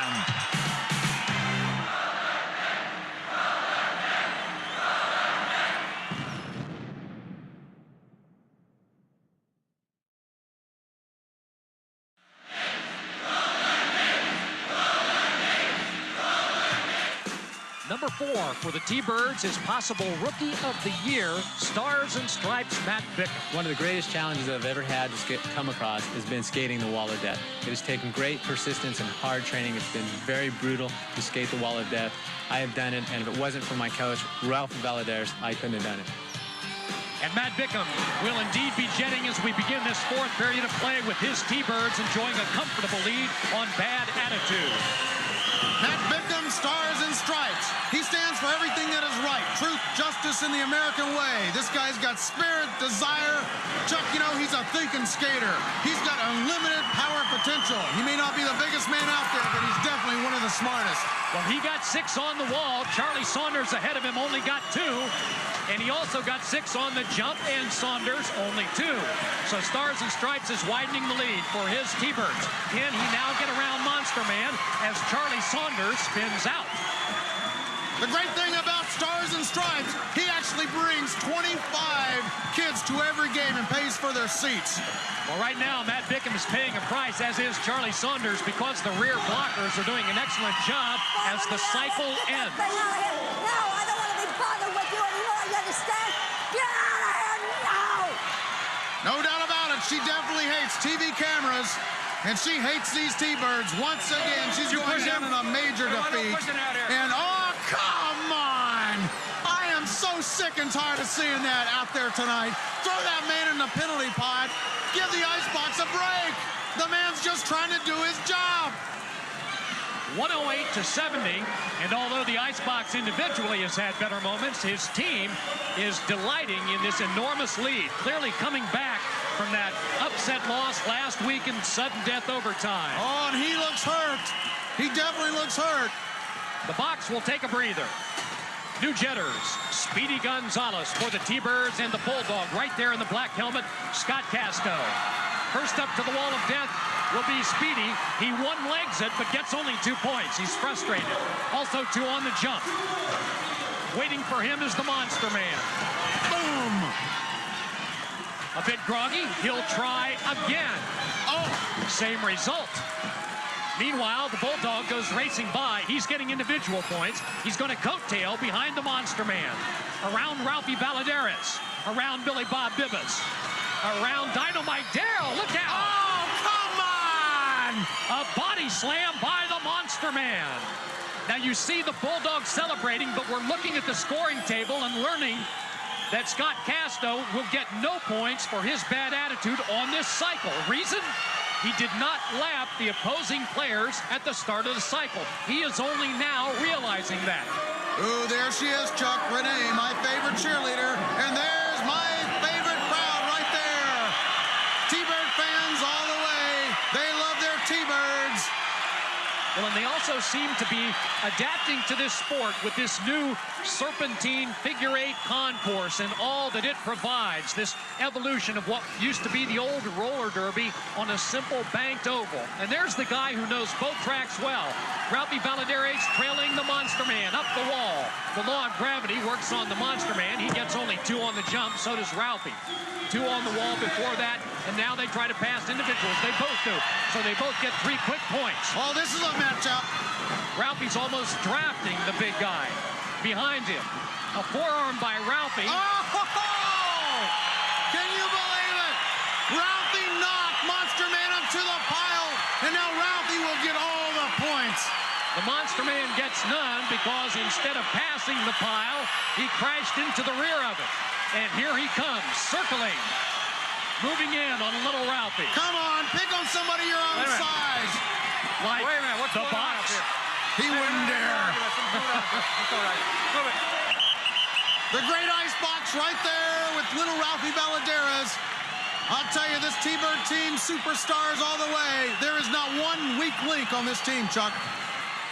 We are under 30 seconds. That means this will be the final cycle of the game. The T-Birds are going to win. They are enjoying an enormous lead on Bad Attitude. And there is their jetter, little big man, Dynamite Darrell. Only 5'4". Behind him, Dr. Fu. 2 points for each man on the wall. Ditto on the jump. And in these final seconds, David, T-Bird fans must be wondering, will Ralphie choose to skate or enter the Hall of Fame? That's a tough one. Little Ralphie Valadares deserves to be in the Hall of Fame. There he is. For as long as he's been skating, nearly 5 decades now, I can't believe that he would want to hang up his skates. And I can't believe that Georgia Haas is the culprit behind this whole mess. Final seconds of the game, which the T-Birds will win. Dr. Fu is face down on the concrete, and it is over. The T-Birds have defeated Bad Attitude 135-87, and a disappointed and dejected Georgia Haas looks on with her Monster Man. There it is, the deep freeze play. The Icebox promised that he'd use it tonight, and boy, how humiliating, Chuck. He actually used it after they racked up all these points. They didn't even need the deep freeze play. Egads, the box is out of control. Ralphie's trying to calm him down. And the crowd's gone wild. It's a runaway by the T-Birds. They have clobbered Bad Attitude in the Super Roller Dome, and their fans like it. And we'll be back.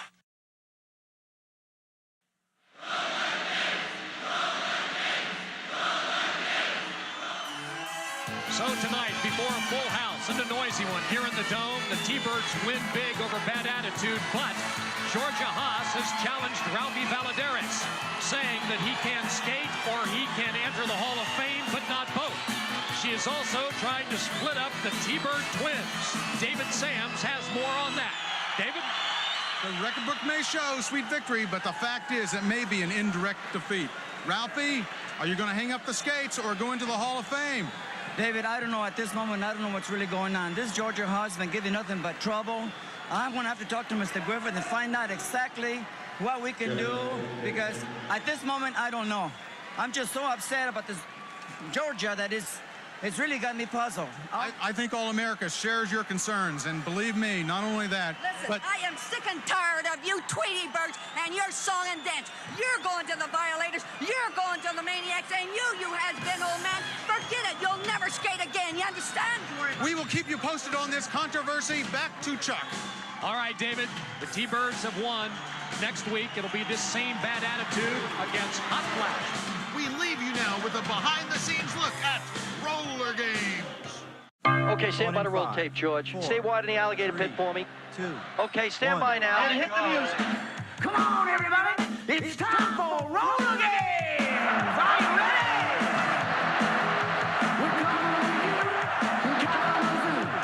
Anybody can skate. I mean, probably about like 20, 30 million people in this country know how to roller skate, but they can't all be roller game skaters. Challenging, passion, compelling, bruises.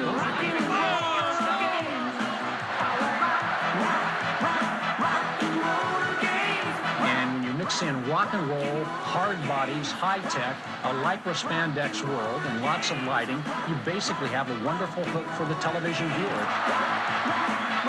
So we really took roller derby, which was an incredible exhibition sport in the 50s and 60s, and updated it, upgraded it to bring it into the 1990s. There are 6 teams in the RGI. There are 5 men, 5 women on each team. Introducing first, the world-famous World Champion T-Birds! You know, we have the wall of death and the jetway and the jump. It was a whole new training process for us. Randy is working on... There's so much action here. I don't ever think in 34 years I've been involved with any sport, whether that be baseball, basketball, football, wide world of sports, the Olympics, where I covered an event or attempted to cover an event where so many things happen on the course at the same time. You want to see what a violator does to keep in shape? I think a lot of sports are going to look at this and say that, hey, this may be the wave of the future. This may be the way to jazz up an event. It's got a big track like the Indianapolis 500. It's got great rock bands like American Bandstand. It's got big alligators like, who has alligators? Wild Kingdom. There you go. You can't describe it. I mean, you can talk about alligators, and you can talk about skating and finesse and walls of death and all of these things. But my God, if you cannot see it, there's just no way. Nobody has that great an imagination.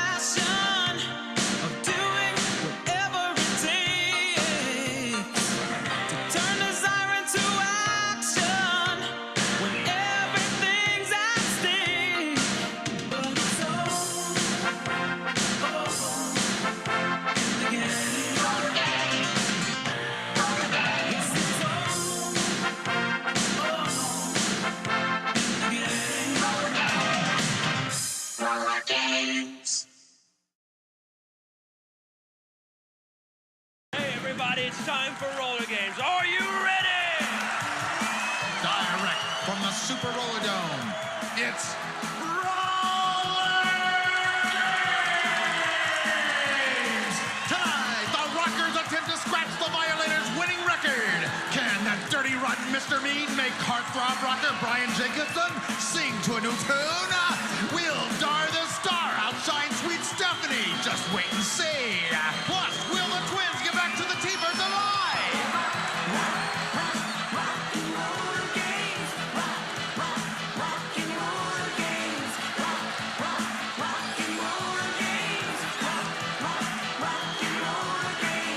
Plus, at halftime, our own Tammy Hansen makes her national TV debut. Live on the Super Roller Dome stage. All tonight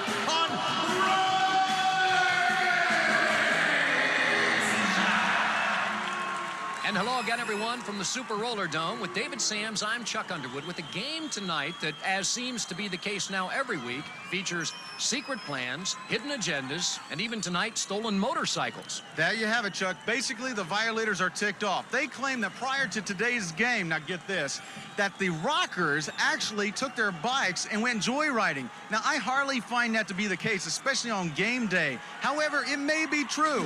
In any event, the rockers claim that they have some kind of a secret game plan to overcome the violators. We'll have to see what happens. Well, here come the violators, and how about this?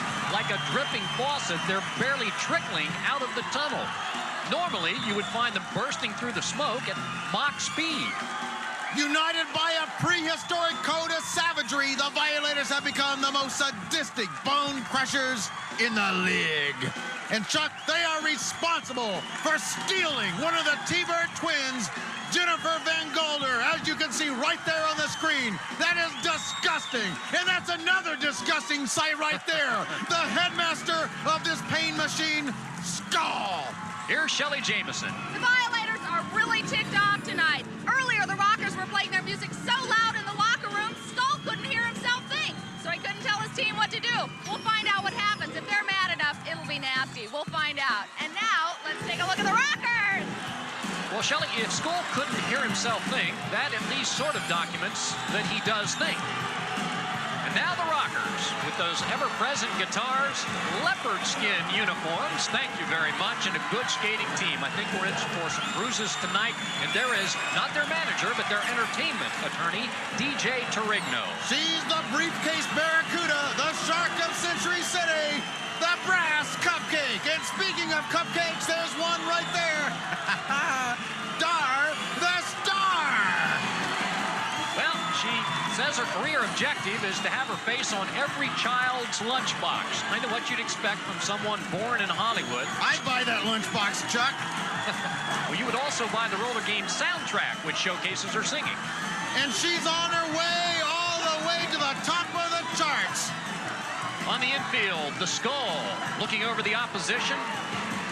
And on his own bench tonight, David, a woman who would prefer not to be there. Jennifer Van Gelder right there. I'd say let's get her back on the T-Birds. Let's get her back on the T-Birds. Some way, somehow, we've got to do it.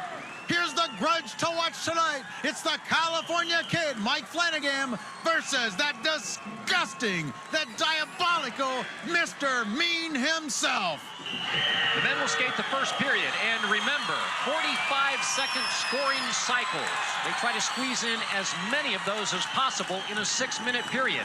Only the guys in the helmet can score, and that is the Bill Hook Reed in the red helmet, who gets no points on the wall of death, and Rockin' Ray Robles, who gets 2 on the wall.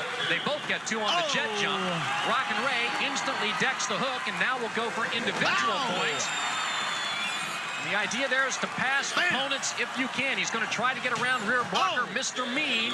He hasn't done it yet. If he does, he'll get a single point. And Mr. Mean misses, bounces off the rail. That's a point for Rockin' Ray. Mr. Mean trying to catch up. The killer misses.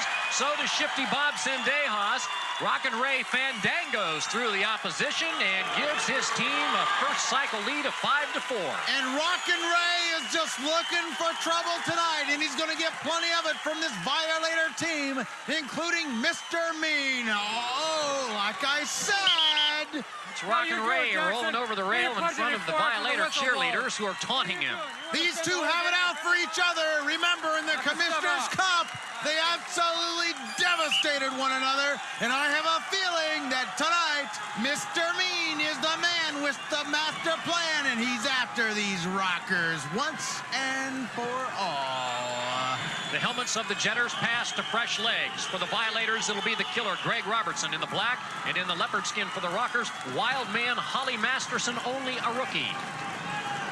A whip as they head for the jetway. Only the Jetters are permitted in that part of the figure-8 loop. Each man gets 2 on the wall of death, and over the jump, they get 2 points. Killer catching up with Holly Masterson and dragging him to the rail, and down goes the wild man. Killer coming up on rear blocker, gentleman John Rodriguez, as taking a second hit as the wild man. Here comes the enforcer, Tony Trujillo, and with that tomahawk job, it opens the door up for the men in black, and look at the killer go. He's coattailing Shifty Zendejas, who is clearing a path He stops the cycle, and it was a good one for the Violators. And here's the Rockers starting lineup. It's a real hit with the fans, especially that number 4 right there, Brian Jacobson. Boy, I'll tell you, he's a heartthrob, and he's also one of those Rookie of the Year candidates, Chuck. Violators lead 12-9. Their jetter is Mr. Mean, and the Rockers are going with Bam Bam, Art May, all 225 pounds of him. Mr. Mean gets 2 on the wall of death. And he gets a full 6 coming over the jump. And look at the pile. His power guard had tied up the opposition. He's going to try and get around him again for another quick 3 points. Rockin' Ray Robles is waiting. And Rockin' Ray misses with the screamer. Mr. Mean stops the cycle. It is an enormous scoring cycle for his team, and down goes Rockin' Ray. Unbelievable. The crowd's now throwing popcorn at him. One more time. A scolding from referee Don Lastra. Another look at him leaping the pile. As we can see in roller motion, he racks up the points that really count. And then a look at the screamer that wasn't. That's one of Rockin' Ray's patented moves. You can understand the celebration. Mr. Mean scored 12 points for his team, and the Rockers got zipped. That was illegal, and you know it. You don't know what you think. No, I'm sorry. Get over there. Tell it to People's Court. Get out of here. Boy, DJ's really laying down the wall tonight. She can hold her own, can't she? That shifty Bob Zendejas, the lead jetter. Behind him is the rolling rocker, Brian Jacobson, and he gets 6 on the wall of death. Now he's going to send Shifty outside. And look at him go. Canadian-born, raised in Indianapolis, and a candidate, as David mentioned, for Rookie of the Year. Let's watch him work against the enforcer, Tony Trujillo. The enforcer is a veteran, taking on the rookie. Needs to get around to score some individual points, so he gets some help from Rockin' Ray Robles. There's another point. 3 seconds left in the cycle, scrambling to get more, and he can't do it. But it was a good one for the Rockers, and they now trail by only 9. And here is a look quickly at how the scoring is done in the jet way. That means the wall of death and the jump. Above that top line, if you take 3 big strides, you get 6 points. Between those 2 lines, you get 2 points. And, of course, on the jump, same thing, 6 points if you make it over that 12-foot marker, 2 points below it. And if you just land safely, you also get 2 points. But, Chuck, it's not that easy. Nope, as we have seen through the weeks. That's Mr. Mean, jetting in what probably is going to be the final cycle of this first period. And behind him is Rockin' Ray Robles. Rockin' Ray out of El Paso, Texas. Each man gets 2 on the wall and 2 on the jump. Bodies strewn ahead of them, but they both step by, so they both get a quick 3 points.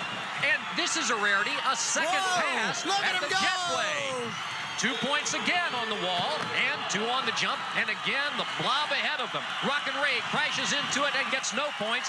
Mr. Mean got around it, so he gets 3 more as the LA Gear scoreboard reflects the count.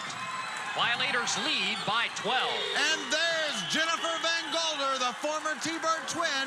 Of course, she's been torn away from her sister. Uh-oh, what do we have here? Chuck, this looks like a rematch from that earlier point in the season. There's Rockin' Ray Robles and Mr. Mean, and yep, several weeks ago, this. There's Mr. Mean once again. That sadistic barbarian. Some metal studs that he is trying to carve into the forehead of Robles, who now makes a comeback. Get him, Rockin' Ray! Mr. Mean deserves every bit of that. Oh, now he's going to give him a good spanking. He's undressed Mr. Mean, removing Mr. Mean's belt, and is now using it on it. If Mr. Mean survives this, he and his Violators are going to come right back in a few minutes and face the T-Birds for the Commissioner's Cup. Back to live action. All these weeks later, here we are again. Once again, a rematch. Yep, live action, but the same action. Mr. Mean and Rockin' Ray skate to skate, nose to nose. Oh, I think he's going to try to throw him into the pit. The alligator pit filled with water. Oh, they're on the infield now, and it's anarchy. Total mayhem. The Skull stepping in, leopard skin uniform surrounding Mr. Mean. Mike Garth, the referee, trying to survive. DJ Torigno looking on, whistles blaring. Holy cow. Send him into the penalty pod. End of the period. Let's go down to Shelly Jamieson. I'm here with Sweet Stephanie. It seems you've been having a little trouble with Jennifer Van Gelder, former T-Bird twin who's now on your team. Look, I've had it with this girl. She shouldn't even be with the violators. Now it's time she learned a lesson, and she's going to learn it now. I've had it with her. She can't skate. Her and her lousy sister, they look like... Stephanie, are you off on them again? Now listen, Stephanie, ever since I've known you, all you do is dog people. I think it's just insecurity. Man, it's not her fault she's on your team. Did you ever stop to think it's because you guys can't skate? I stop to think that it's because you can't think. So cut, Stephanie. You wait until I get her. I don't care, Doyle. Keep it for the trend. This is an argument that will probably be solved very shortly here, so stand by. That's the end of the first period with the Violators leading the Rockers 41-29. Next up, the ladies, as Dar the Star spars with Sweet Stephanie. And then later, a titillating tune from Terrific Tammy.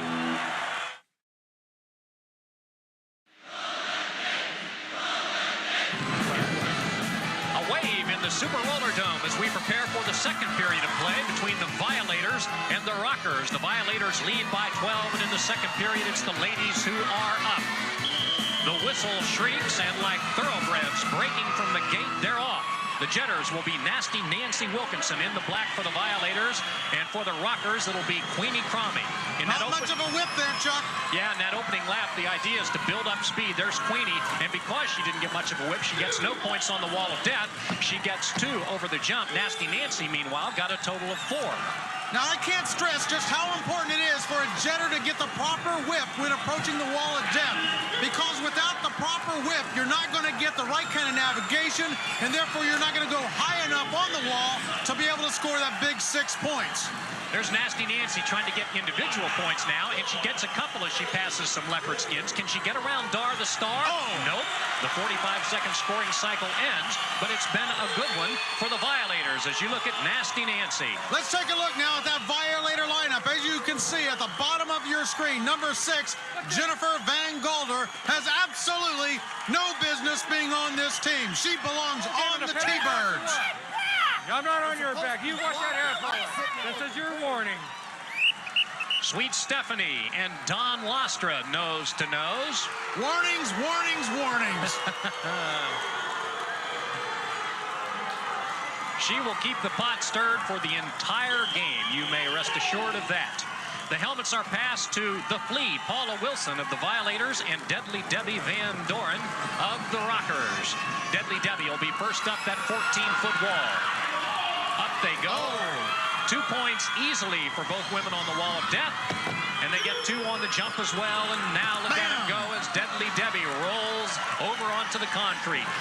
Tiny little Paula Wilson, 4 feet 11. Low center of gravity. It really helps in this sport where on skates you can be so easily bumped off balance. She says, I can't get hurt out here because if they can't see me, they can't hit me. That's Lady D, Donna Young, number 2, doing the rear blocking. The Flea trying to get around her. Sidecar goes down, but takes Lady D with her. That's a single point for the Flea, and she closes nicely in the cycle. Now let's take a look at the Rocker starting lineup, led by Dar the Star. And Chuck, she is turning out to be quite a star. She receives more fan mail than just about anyone. There's the woman promoting her, DJ Tarigno. Her entertainment attorney. Get him. Skull yelling, get him. Well, for his Violators, the new jetter is going to be Sweet Stephanie, and it'll be Lady D, Donna Young for the Rockers. Lady D is in her 10th year in this sport. Preparing for the whip, there's Stephanie. Dar reaches back blindly and whips Sweet Stephanie. Doesn't help. Stephanie hits the deck. No I have points. a feeling I know what happened. I think Dar gave her a little twist that time and twisted her arm, caused her to fall down. Lady D, meanwhile, was tied up and never got a pass at the jetway. Sweet Stephanie holding back, trying to get around Lady D, the rear blocker. Dar comes up to double teener. Under 10 seconds in the cycle. Good blocking by Dar. Stephanie hesitates. Now she accelerates with 3 seconds left. Oh, and gets railed and somersaults over the pipe as the cycle ends. Right at the feet of the Rocker cheerleaders. Oh, there's one of Dar's fans right there, Chuck. As we will take another look in slow-mo at Sweet Stephanie losing out on the wall of death. You see there, she just got a whip by Dar the Star, something very unusual. Normally, of course, you only help your own teammate out as far as the whip. But then Sweet Stephanie takes a tumble on the wall of death. That's an 80-degree bank there. A devastating blow to this team. And to that woman who in this cycle is going to spend some time on the infield and catch her breath. The Violators in the black are going to be jetting the Flea again, and for the Rockers again, it'll be Deadly Debbie. First one up, a bit off balance, is the Flea. 2 points, and for Deadly Debbie, 2. Not quite enough on that. 2 per lady on the jet jump. That's Vicky O there with the wild blonde hair doing some rear blocking. Both jetters tied up. Deadly Debbie will try to get around Vicky O. The Flea will try to get around Lady D, and she'll fail. And Deadly Debbie is going to get some help from Lady D, who with the left arm is clearing them out. Deadly Debbie sweeps by and gets her points. Here come the Rockers. They're right now trailing in double figures with 5 seconds left in the cycle. Deadly Debbie gets a final point, and the Flea gets a final bruise. It's now, though, a 9-point game, 56-47. Violators lead, but 9 points is nothing. And we now want to give you an update on an off-the-track story, that of hot flash skater and aspiring singer, terrific Tammy Hansen. And tonight, Tammy's dreams are going to come true. She's going to sing at halftime on the roller game stage, despite the ongoing threats by Ms. Georgia Haas to keep her off the stage. I'm here with terrific Tammy Hansen of Hot Flash. She also has 2 singles on the new Roller Games soundtrack. You must be pretty excited. I'm extremely excited. This is really exciting for me. I've worked so hard on my singing, and I'm finally on television for Roller Games. I'm really happy. This is your big break. Yeah, I hope so. Now, you come from a musical family. Yes, my mother was in the group The Platters. They have a lot of hit songs. So you're no stranger to this business, then? No. Well, that's great, Tammy. We wish you all the luck in the world. Thank you, Shelley. Thank you. Back to you, Chuck and Dave. Okay, ladies, we've got perhaps one final cycle left before terrific Tammy steps up on stage. And the jetters are going to be Sweet Stephanie for the Violators and Lady D for the Rockers. Building up speed. And look at Dar the Star. She did it again. She whipped her arch enemy, Sweet Stephanie, actually helping her build up speed on the wall in the jump. She gets a total of 4. Lady D, losing now her red helmet, never got a chance to get up the jetway. The opponents tied her up. Can you explain that one, Chuck? All I can explain is that Dar is obviously angry now and lying in the weeds, waiting like a coiled rattlesnake to pepper this woman that only seconds ago she mistakenly helped. Sweet Stephanie paying a price. Meanwhile, Lady D races by, stops the cycle, and recovers at least a few of the points. From all around the world, folks want to know more about roller games, and that's why we're coming out with a new Roller Games magazine. And you can read more about your favorite stars, including these 2 right here, Dar the Star and Sweet Stephanie, the Queen of Mean. Sweet Stephanie likes to use opposing players' hair as a target. What's this, Chuck? That's Jennifer Van Gelder stepping in. The former T-Bird twin. What's going on? There she is, nose to nose with. Well, apparently helping Dar the Star. It seems as though this former T-Bird twin was sticking up for Dar the Star. Who's not done. One more shot for Sweet Stephanie, who in the course of most games will win her share of battles, but this ain't been one of them nights. Well, it just goes to show you how it goes against Jennifer's good nature to be on this Violator team in the first place. Well, we have reached halftime in the Super Roller Dome. The score is the Violators 60, the Rockers 51. These ladies will get a much-needed break and return for the 3rd period, and then in the 4th, it'll be the men. Coming up at halftime, Wally George will be peppering somebody, and terrific Tammy gets her chance.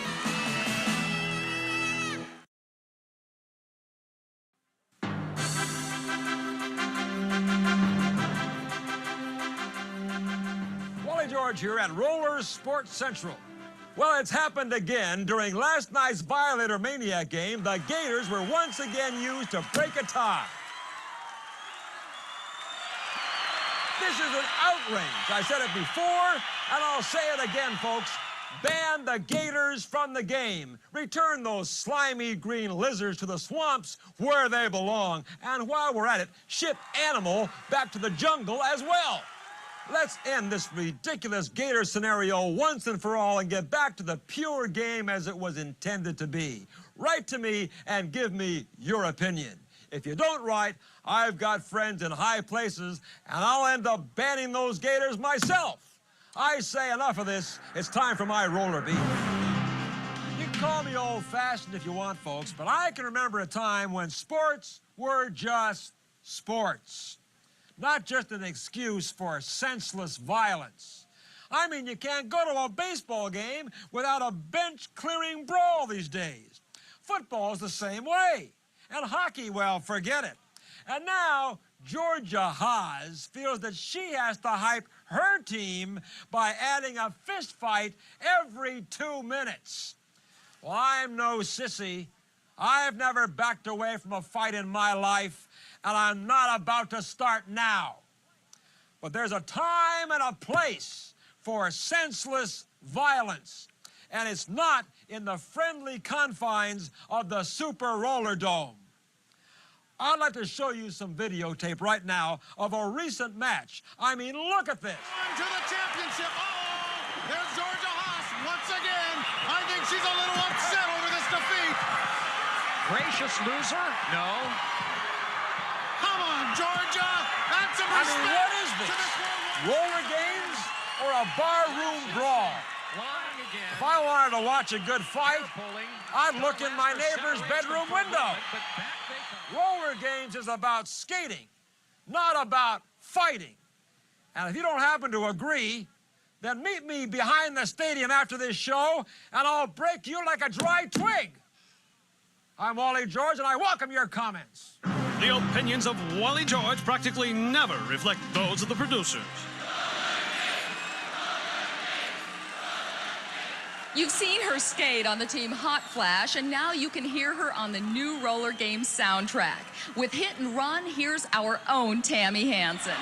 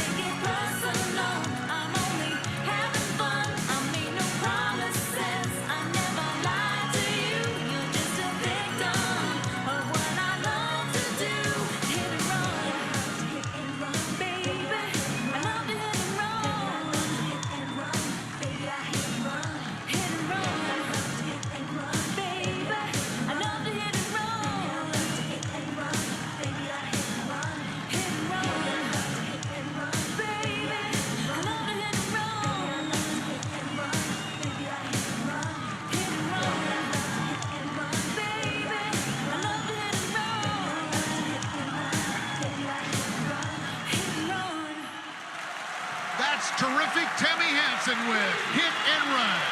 Skaters coming to the track for the third quarter. Stay with us. You realize, of course, that this means war. The Commissioner's Cup. It is the target of 6 teams that compete in roller games. The T-Birds, the Violators, Bad Attitude, the Rockers, who are with us tonight, Hot Flash, and the Maniacs. We are halfway through tonight's game in the Super Roller Dome, and the Rockers trail the Violators by 9 points, 60-51. On the infield, the men of the Rockers are huddling and preparing their fourth quarter strategy. Ditto the men of the Violators. Out on the track, meanwhile, it's Dar the Star, Sweet Stephanie, and friends. And the third period begins. A new 45-second scoring cycle. Remember, you try to get as many 45-second cycles as possible into 6-minute periods in which that 6-minute clock never stops. The lead jetter in the black is the Flea, Paula Wilson. Behind her, Deadly Debbie. They both got 2 on the wall of death and 2 on the jet jump. Let's keep an eye now on the rear blockers who are so important in this sport. Sweet Stephanie there in the black, dropping Deadly Debbie, and Dara the Star in the leopard skin, slowing down the Flea, Paula Wilson. Deadly Debbie has to try again. Brawl, meanwhile, on the main concourse. That's Nasty Nancy strangling Maeve Cromie. A pop on the back of the head. Down goes Deadly Debbie. Lady D sends rather easily to the rail the Flea. Well, these two are longtime rivals. We saw them go at it in the last period. Sweet Stephanie and Dar the Star. You know, there's another special lady circling the track right now. Maeve Cromie, there she is. Mother of 2 boys, she's involved in Cub Scout meetings and T-ball. And she also counsels teenagers and adults on drug abuse. But of course, her #1 ambition in life, like so many of these rocker stars, is to be in a rock band. Well, right now they're behind 13 points on the LA Gear scoreboard. Chuck, I just learned that the living legend, Ralphie Valadares, has entered the Super Roller Dome. I think that he's up to something. He's keeping an eye out tonight on Jennifer Van Galder, the former T-Bird twin. There she is right there. And she has tied up Lolly Waterman, the Rockers jetter, who did not get a pass at the jetway, so no points for her. Sweet Stephanie, meanwhile, got 4 through the jetway. She'll now try to get individual points. A second attempt to get past Dar the Star, and it fails like the first. But here's a lady with a lot of spunk. As you see, Lolly still trying to get free. A third failure by Sweet Stephanie, and time is running out in the scoring cycle. 4 seconds, come on, 3, 2, and it'll not happen for Sweet Stephanie. But the Rockers scored no points, so the Violators widen their lead to 17. I cannot believe the controversy surrounding this league right now between Ralphie, Georgia Haas, and the twins. Georgia Haas is, of course, trying to keep Ralphie off the track for good. She says that if he is to go into the Hall of Fame, he cannot be an active skater. And, of course, she's also trying to keep the T-Bird twins off of the T-Birds for good. She's been very successful at splitting them up. One has gone to the Violators and, of course, one to the Maniacs. And that was just a devastating blow to the T-Birds. Well, I can't believe it, Chuck. I just can't believe it. These 2 girls belong on the T-Birds. The Flea, Paula Wilson, is going to jet this cycle. There she goes up the wall of death and gets a couple of points. Behind her, and quite a bit behind her, is Deadly Debbie Van Doren. Both ladies are going to come off the jetway with 4 points each. Here comes Deadly Debbie, trying to catch up. Drops the Flea, slips herself, and now is kind of forgetting her purpose, which is to score. She decides to play defense and is flogging the Flea. Time running out in this cycle. The jetters are going at it. No additional points will be scored, and that's it. But it's a cycle in which they cancel each other's scoring. 81-64 is the count. Can you believe how close this game is? One big move on that wall of death, and these Rockers could really do it to the Violators. Time for perhaps one more cycle, and here it comes. Nasty Nancy Wilkinson in the black will jet for the Violators. Oh, whoa! You're looking at a lady, and behind her, Dar the Star. Nasty Nancy grew up in a skating rink as a teenager in Mobile, Alabama. They're not getting a whole lot off that jump tonight. Of course, if you don't have the right momentum coming off that wall of death, it's very difficult to make it over that 12-foot marker on the jump. Nasty Nancy goes down. Dar the Star wearing the helmet, working her way past those black jerseys and getting individual points. With 10 seconds left in the cycle and a whip from Lady D, can Dar the Star get around Sweet Stephanie? Here she goes. 4 seconds, 3, 2, 1. There's the collision, and yes! A spectacular cartwheel over the rail by Sweet Stephanie, who is spending as much time on the concrete as on the Masonite track.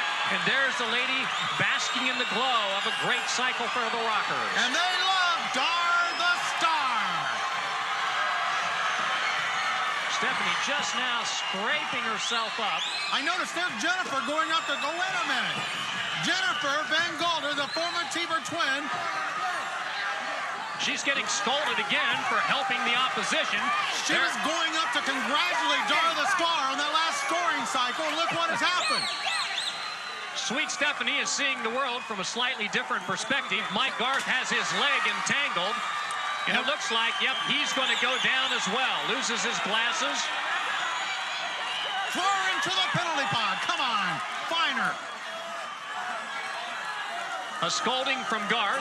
Sweet Stephanie goes down to a lower part of the track to try to re-enter. There's Ralphie Valadares, the living legend. Get her! Get her! That's the skull telling Sweet Stephanie to get her. Oh, come on! And she does. That's what he got for going a wrong team. Wait a minute. Skull just hit Jennifer. Can you believe that? Hey, what are you doing out here, Bella? Wait. You don't belong out here, Bella. Your game is not tonight. Wait a minute. Who's the manager? I can't believe the Skull hit her. You just handle that team right. Get off the track right now. Off the track. Get off the track right now. Unbelievable. Wait a minute. What's Ralphie doing? What's he tearing up?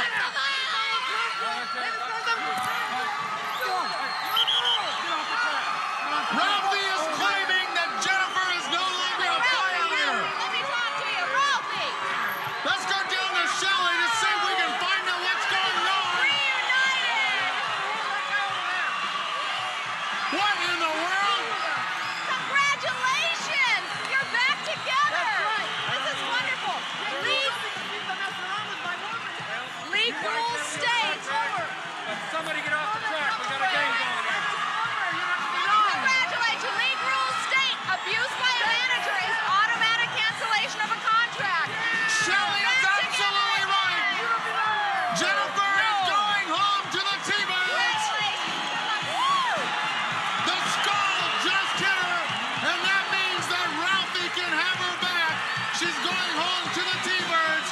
League bylaws specifically state that a manager cannot hit a player. Well, that is the end of the third period. And we will be back with the men when we return.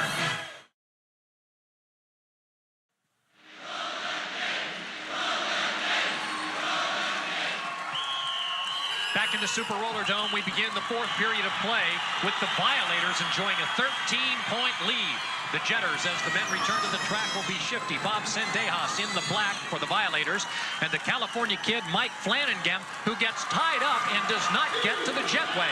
2 points for shifty on the wall and over the jump. And there's the kid, after another lap, finally getting free, and he gets 6 on the wall of death. And another 6 on the jump. Nicely done. Now he's going to try to get some blocking, and he does get it from Rockin' Ray Robles. He sweeps past the Violators, swiftly stops the cycle, and despite a nearly disastrous start when he couldn't reach the jetway, he has pulled his team now to within just 2 points. It's 89-87. Chuck, I just read the rule book, and it specifically states that if a manager hits one of his players, then that player may elect to become a free agent. And it appears as though Jennifer Van Galder is going back to the T-Birds because Skull hit her. And Ralphie was standing by and said, I am taking her home. So it appears as though she will go back to the T-Birds, but it's going to be interesting to see how the league commissioner rules on that incident. The Jetters are the killer Greg Robertson, who drop kicks Bam Bam Art May and then says, I didn't do anything wrong. Oh! Bam Bam takes a second shot, trying to return to the track. The killer now is ordering blocking by his teammates ahead of him. Oh! So Mr. Mean comes back, drops gentleman John Rodriguez. The enforcer, Tony Trujillo, is muscling away some of those leopard skin jerseys. Nice. Mr. Mean undercuts the California Kid. And with just seconds left in the cycle, the killer dances past some opponents. It was a good cycle for the Violators. They widen their lead from 2 points to now 6, 97 to 91. And there he is, the freight train of pain, Mr. Mean, the most sadistic, the most brutal force in all the league. And this month, he is the featured player on the cover of Roller Games magazine. I can't believe that guy's ugly mug was featured on such a prominent publication. There goes Rockin' Ray Robles, a fourth-year pro in this league, up the wall of death. He gets 3 steps above the 2-point line. Oh, close. Gets 2 on the jump. Meanwhile, Brian Jacobson has prevented Shifty Bob Sendejas, a violator, from going up on the jetway. And here it is, mano a mano, man on man. The jetter against the rear blocker, Rockin' Ray against Mr. Mean. And Rockin' Ray is 0 for 3, and here he comes for more. And he's 0 for 4. Under 3 seconds left in the cycle, and down still another time as the cycle ends. And Mr. Mean celebrates. I think there's way too much violence out there tonight. They ought to throw that guy into the gator pit. I've said it many, many times before, but there's no place in this sport for that kind of activity. Unbelievable. He just doesn't stop. Rockin' Ray, Mr. Mean. To the infield they go and over toward the swamp. Oh, I think he's going to try to throw him in. Both officials trying to pry them apart. Seconds being wasted in this final period in what is only a 2-point game. I just hate to see time eating up on the clock like this. Of course, in this game, there are no timeouts. New jetters, the killer in the black. Greg Robertson for the Violators and the Roland Rocker. Brian Jacobson for the Rockers. Oh, what the killer was that? off balance. Boom! And he threw the Roland Rocker off balance. So calamity on the wall for both men. They'll now just barely limp over the jet jump for a couple of points each. And now we see from the referee that the killer interfered on the wall of death with the Roland Rocker. The Violators will score no points in this cycle. And perhaps recognizing that, the killer decides not to attempt to score any points. He'll play defense and just try to prevent Brian Jacobson from scoring, which he does. Time runs out. And the Rockers hot about that, claiming more interference from the killer. But that ties the game at 99 apiece, and we have time for only one more cycle in the contest. It is so close, we may have to bring out the Gators, the controversial alligators that are only used in sudden death overtime. Rockin' Ray up the wall of death. Meanwhile, a pile of bodies awaits him. The Violators don't have a jetter. They were confused. Mr. Mean comes back to keep Rockin' Ray from passing his teammates and scoring more points. Bam! Rockin' Ray, by the way, got 6 over the jump. The Violators are in trouble on the scoreboard with only seconds left. And there those two go again as the clock counts down. What's Mr. Mean? Oh, he's going to mount the rail, and down he comes. And belly flops on the Masonite. Rockin' Ray races by to score a point. And Tony Trujillo misses on a screamer. Yes! Rockin' Ray stops the cycle. Time runs out. The Rockers win! The Violators lose. Another look at an attempted screamer by the enforcer. Yes! And a subway by Rockin' Ray to avoid it. And from ground level, another look. The good guys win! It's over in the dome, and the Violators are down. The Rockers are celebrating, and we'll be back.